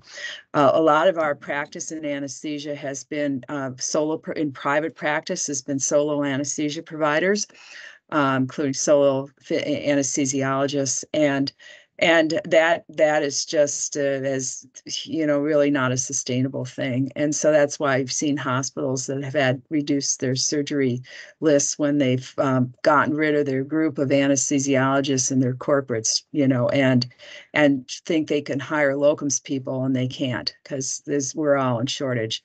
So I'm everyone's excited about this, and it will be, I think, a great addition to provide care and improve access of care or throughout the state. Anyway, that's just my comments. So, any questions or things? So we just need a motion to initiate rulemaking. Correct. I so move. Okay. Second. Dr. Curry, you now appear, so I see your second. Okay. And any all those in favor of initiating rulemaking, please say aye or raise your hand. Aye. Aye. And any opposed, please raise your hand or say nay. Hearing none opposed, seeing no hands raised, that's passed. Okay. So the next action, Amelia, can you see this, or should I read it? No, I can do it. Yeah. So since you approved to initiate rulemaking, I will need a committee. So I need some volunteers to be on the committee for that particular rulemaking. Well, certainly I'm a volunteer. Yeah, besides me, but you know, anyone who, you know, particularly procedural specialists who work with them. I will. Dr. Curry, yeah. Yeah. Thank you. Dr. Chung. Micah, will you be on this? Or are you volunteering? Both, but I'm also going to volunteer Pam Kohlmeyer, who's the lead implementer on this particular bill, I believe. Okay. Thank you. Okay. We don't need to vote on it, right? Nope, you just needed to set it up the committee. Yeah. So you're good. Okay. The next bullet point, CR 105. So we have a bill, this Gross Substitute House Bill 2041 is concerning physician assistant collaborative practice. There are some minor things we need to change in the PA chapter, which is WAC 246918. And so we're asking to do the expedited rulemaking process. And again, if you have any questions about this particular request, Micah is, you know, he's the one who wrote the memo, and so he is the expert on this. But if you have any questions about the expedited process, it typically means that we don't do workshops. We provide you with the language, and then you approve it or not, and then we move on from there. So if you have any questions about that process, I or Heather can answer those. If you have any questions about the content of this request, then Micah is here for you. Micah, maybe it would be helpful if you give a few sentences about what this is for those who didn't read it. Sure. So I always encourage people to read the packet just to start off. But mainly this is, it's a 105 expedited process because what is defined in law is not negotiable. We are, with the passage of the bill, our rules are out of compliance because they don't have the right nomenclature, and there were two two definitions that were added to statute that we need for context to add to our rule. So it's non-discretionary, and it should be non-contentious because we don't the statute makes it clear what the new standard is. So that's what we're doing here. This takes the physician assistant practice from a supervisory model to a collaborative practice model. That is, if you're following this work nationally, that's kind of what's in vogue right now in the PA profession, and has been adopted by a number of states, but most notably this model is also adopted by Oregon and Idaho. So we are more in line with how they operate with their physician assistants. So it's going to facilitate more cross-border practice between our sister states. Great, thanks for the explanation. Any further questions about this from any of the commissioners? Can I have a motion to initiate? Is this right? I have to have a motion to initiate things, right? Correct. Yeah, okay, great. Initiate CR 105 expedited rulemaking in response to the ESHB 2041 concerning physician assistant collaborative practice. Someone make a motion? So moved. Second. Great, Ms. Blake, great. All in favor? Just raise your Aye. hand, say aye. Aye. Anyone opposed? Please raise your hand or say nay. Okay, that rulemaking is approved. All right, initiate CR 105 expedited rulemaking to do some technical edits to these two things. Amelia, can you explain those to us too? Sure. So let me pull up our technical edits. So here are some of the technical edits. I just discovered them while I was reviewing the chapter, that we need to go in and change some things because we reference this osteo WAC that's no longer in existence because they no longer are the authority over physician assistants. And so we have all of them now. So I need to change that. And then I need to make some technical edits in the PA to not reference some of these things and to change some little wording that's not accurate anymore in these two particular WACs. So that's why we're doing a 105 is because, or the expedited is because we are just making some technical edits that, you know, this language is not relevant anymore. And so that's why we're doing the expedited. Arlene, did you have a question? I would just recommend that where there is physician assistant, it be changed because our name has been changed to physician associate. So Heather, can you speak to that? Or Micah? Sure. So, Mr. Rowe, the National Association has changed their name to physician associate, but in law, your name is not changed. The title of the profession is not changed. It is still physician assistant. So it would require a bill to go through and change the name, similar to what Oregon just accomplished. In speaking with the State PA Association, I don't think there is an intent to pursue that at this point. But certainly if there was a bill, I would expect that it would come from them and a collaborating legislator. Thank you, Micah. Thank you, Micah. Thank you. Any other questions or comments? Okay, can I have a motion to initiate the CR 105 on this expedited rulemaking? Good. See Dr. Curry. Second, someone? Second. Let's see everyone. Okay, thanks. All in favor, say aye. Raise your hand. Aye. Anyone Aye. opposed? Please let us know. Raise your hand, say nay. Okay, we can do that as well. Approved. And then the final one.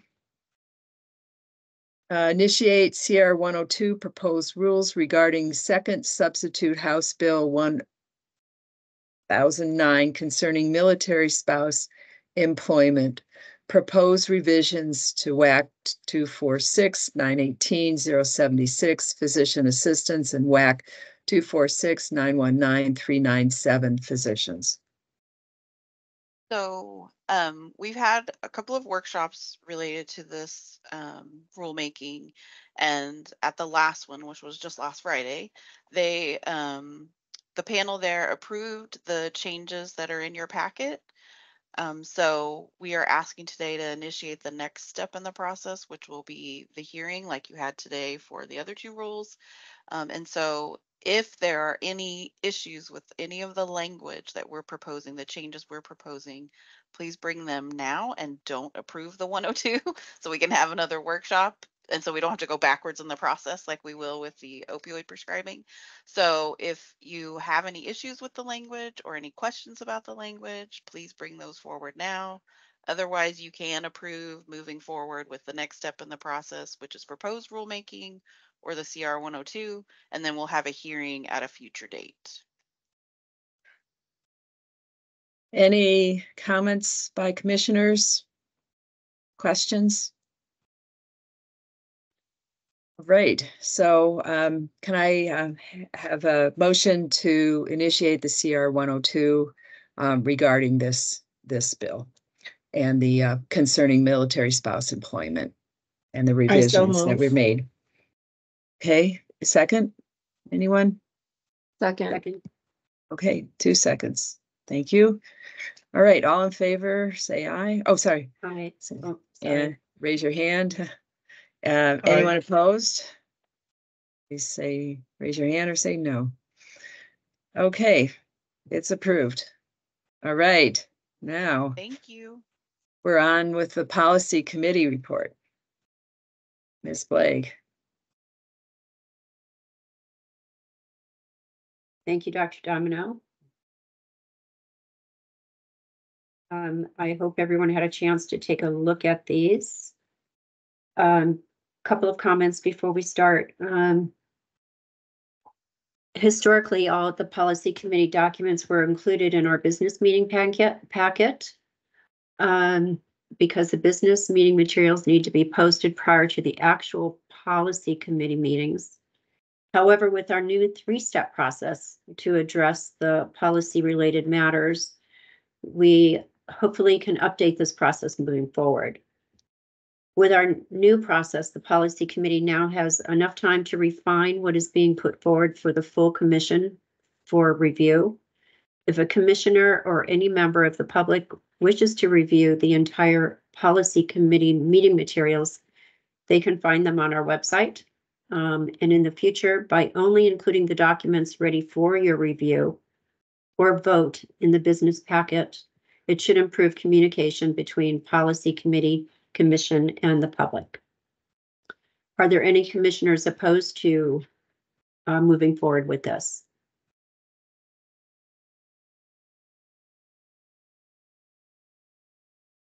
So, sorry, Chris. So if that's going to be a change, that's something that we need to provide like written out what the changes are going to be. And then the commissioners, the full commission can vote on any of those changes so that we can establish an actual like approved process moving forward. So may we bring this back to our next meeting then? Absolutely. Thank you. We will do that. Yeah, and let me just say as a former policy chair, it was hard when you come into the commission and meeting, and I mean, it was easier when you had 7 or 8 meetings a year, but with 4, it's difficult when people don't, you know, the first time they look at it, or maybe they have time to think about it, or maybe there's a group discussion about things that it sent a lot of these documents, including some that were, in my opinion, somewhat mild, you know, minor things, back and delayed the processes. And so I personally am in support of this change, particularly with the change in the frequency of the business meetings. I do think the dialogue of the whole commission is important. But if you have, you know, if we all can participate in the policy meetings, right? and listen to things that seem important to us and are relevant in our areas of interest and expertise. So it's just that's just my comment about it. Thanks for working on this change. Thank you, Dr. Domino. Are there any other comments? Okay, then I just have a few announcements before we start today. The policy committee has changed the meeting times moving forward from 10 a.m. to 4 p.m. to improve convenience for those to be able to attend who also work full-time. And as a reminder, all commissioners and the public are encouraged to attend these meetings. The policy committee agreed to defer the medical student resident fellow procedure as there is a need to do further research and seek further stakeholder input. So the plan is for a new revised draft of edits to be presented at the interested parties meeting on June 6th. So if you have an interest in this particular procedure, then please attend on June 6th. The policy committee also authorized the commencement of drafting a commissioner recusal policy in addition to an AI policy, artificial intelligence policy. If there are no additional questions, I can move into the 3 documents that are up for discussion.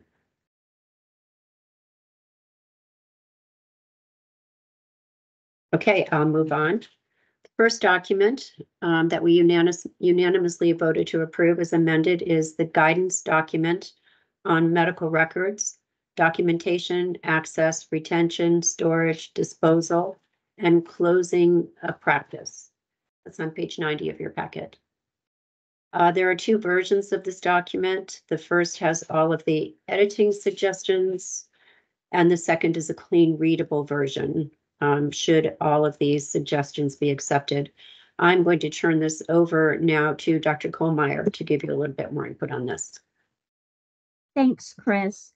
So I'll say that I'm really glad that we started this new process of having interested parties, because we did get input, like good input, both from a patient safety organization and also from the WSMA.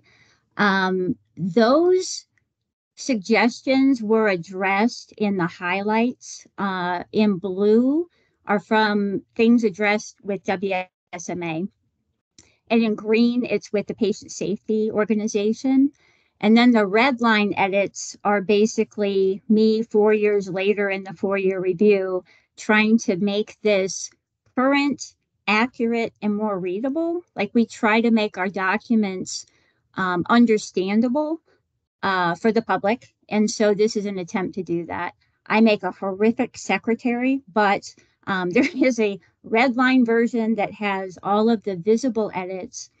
And I would recommend, I hope that you looked at the accepted track changes version, which is just there for you to see what it would actually read like, which is very hard to get the gist of looking at the red lines. I will say the document was really well worded initially, but in trying to fine tune things and move a couple of things here and there, it creates red lines everywhere. So if there's any discussion about the document, I'm happy to field questions, but I will say it's a better document having got an input from the patient safety organization and also WSMA. And so I think it's ready for your approval. We have an extraordinary incident that unfolded at the CN. Is there, if someone is speaking, I can't hear.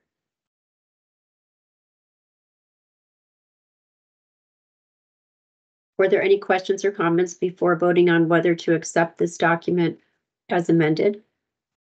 Oh, and Chris, I can make one more comment. The yellow highlight, actually I highlighted to alert your attention. That wording was basically buried within closing a practice in that section before, but it has to do with practitioners under discipline, which most practitioners under discipline don't close their practice. People that close their practice, it's often because their group merged or because they're retiring. And so it just tries to make it more clear. If you're under discipline, this is what applies. if you're closing your practice, here you go. So it's really just to add clarity. And obviously, if you approve this, the highlights are going away. So I thought it was really good. Well done. A lot of work, Pam. Appreciate all your work on this. thank you. And Chris and everybody on policy. Pam does a lot of work on these. Thank you. Dr. Kohlmeyer does. If there are no additional questions or comments, then may I request to accept this document as amended. And if someone would please put forward a motion.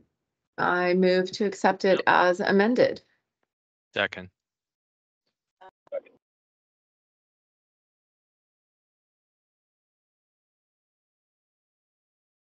Any opposed? Okay, thank you. We'll accept the document as amended.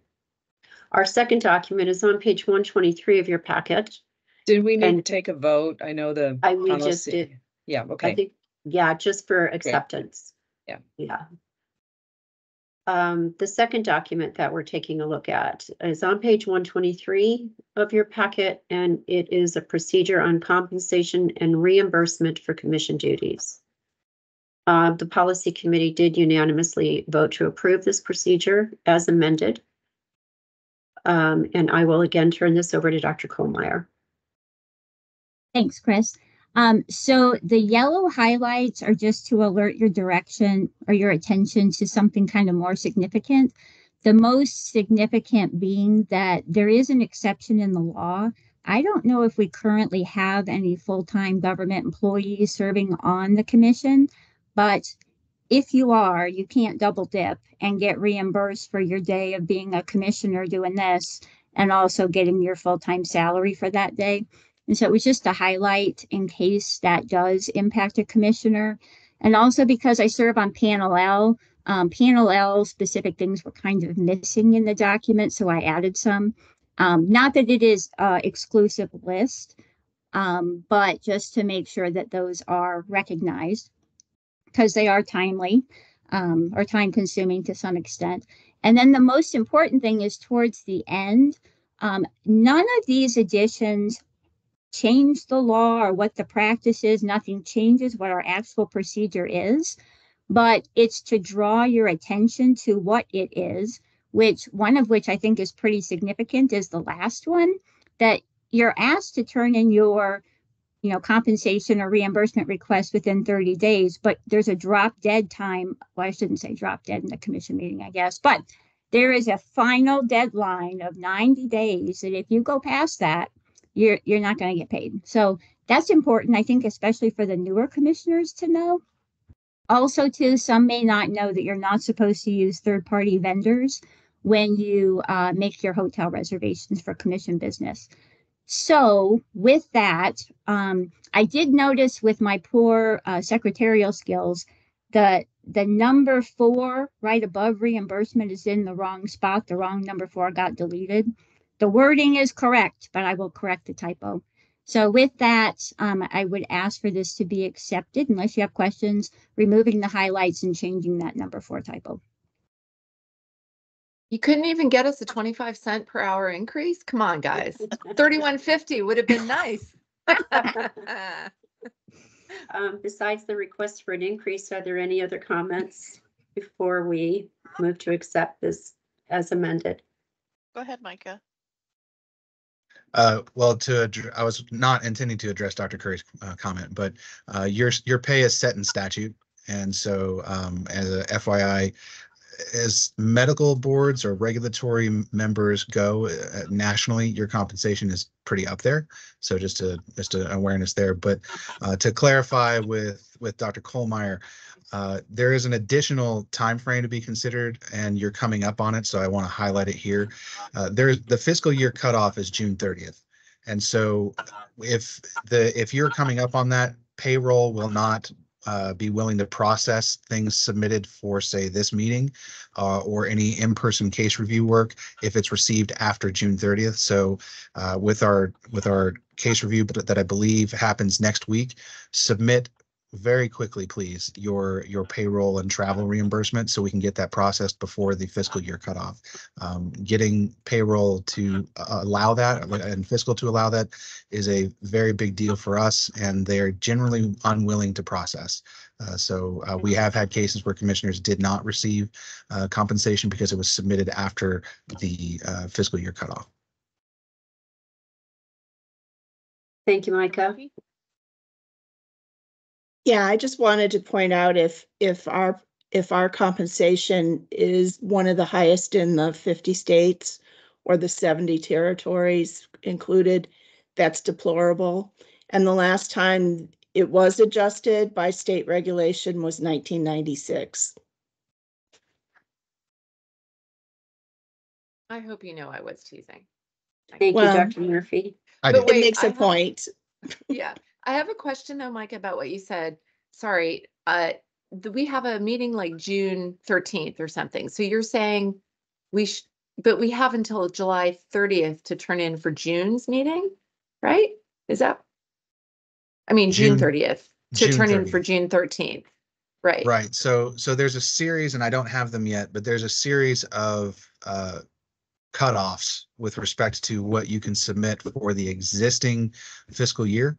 And I will certainly get those out once, and I'll send an all commission email once I get that schedule. But it applies to travel, contracts, grants, reauthorizations, and everything like that. So everything basically shuts down, and then you have to restart it for starting July 1. And so it's a big process for the DOH fiscal staff. So that's what they're concerned about, and to be able to process those things and put them in the right biennium in which they occurred, and the fiscal year that they occurred, we have to get those submitted quite quickly. Thank you, Micah, and thanks for that clarification as well. Are there any other questions or comments? Quick question, just so we're clear, when it says hotel arrangements must not be made through a third-party vendor, we're talking about like, booking.com or hotel.com, not the actual hotel website, right? Correct. Okay. And isn't there somewhere, and probably should be somewhere, that it's only going to be reimbursed at the government rates when those government rates are available? I thought that was the policy. That's a good point. Mm-hmm. That is true. It's only reimbursed at the government rate. Excuse me.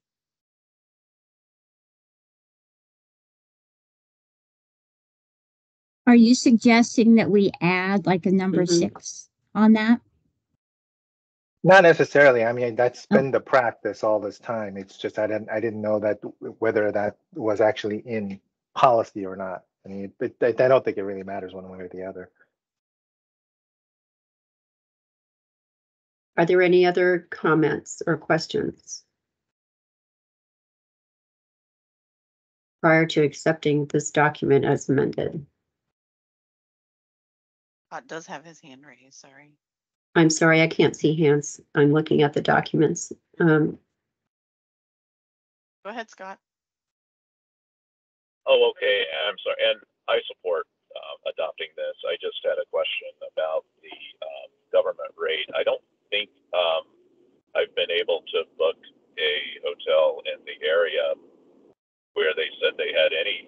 They always say they don't have government rate rooms available for like the last couple of years. So I don't know what's happening. I just had a question. Does that mean we're just being reimbursed up to the government rate? It's fine with me. I'm just curious how that works. That's correct. You would only be reimbursed at the government rate for that county.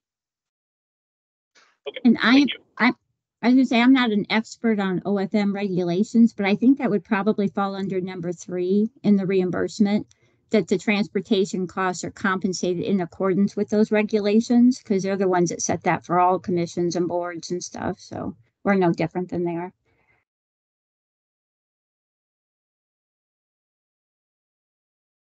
Any other comments? I would just like to add that I do appreciate the stipend as a recognition of what we do. So thank you for that. And if there are no other comments or concerns, then the document will be approved as amended.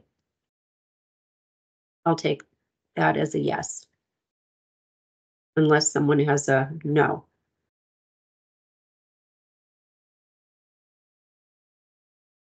Hey, thank you. And your final document is on page 131 in the packet. The procedure to approve accrediting entities to accredit or certify the use of anesthesia in office-based surgical settings. Amelia, did you want to make a comment about this new procedure being presented today? Sure. So when we got the request that you approved earlier from ACNH, I realized we didn't have any established procedure for this. And so all I did was take what was in the rule and add it to this procedure. That way, when an accrediting entity wants to be added to the list, they know what they will go through as part of that and what's required of them. So I'm just asking that you approve, or if you have any edits for this particular procedure, then just let me know. That way we can get this one added to the website so that the public can see it. Thank you, Amelia. Any questions or comments before we move to accept the document as amended? Is this the process that we went through today earlier? Yes. Pretty much. Yeah. I have one question, Amelia, which Sure. maybe this is to certify the use of anesthesia in office-based surgical settings. So But, no, you're approving the accrediting entity. Accrediting entities. Yeah.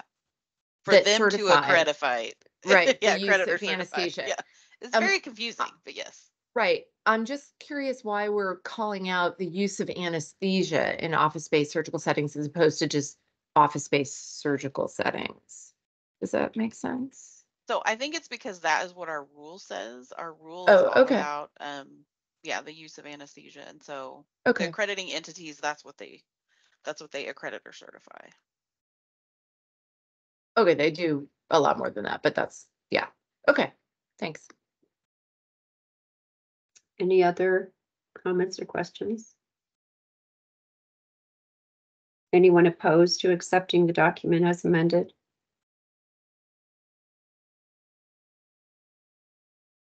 Okay, then accept it as amended, and that concludes my report. Don't forget about the June 6th meeting. If you have some continued interest in the documents that'll be presented there. And thank you. That ends my report.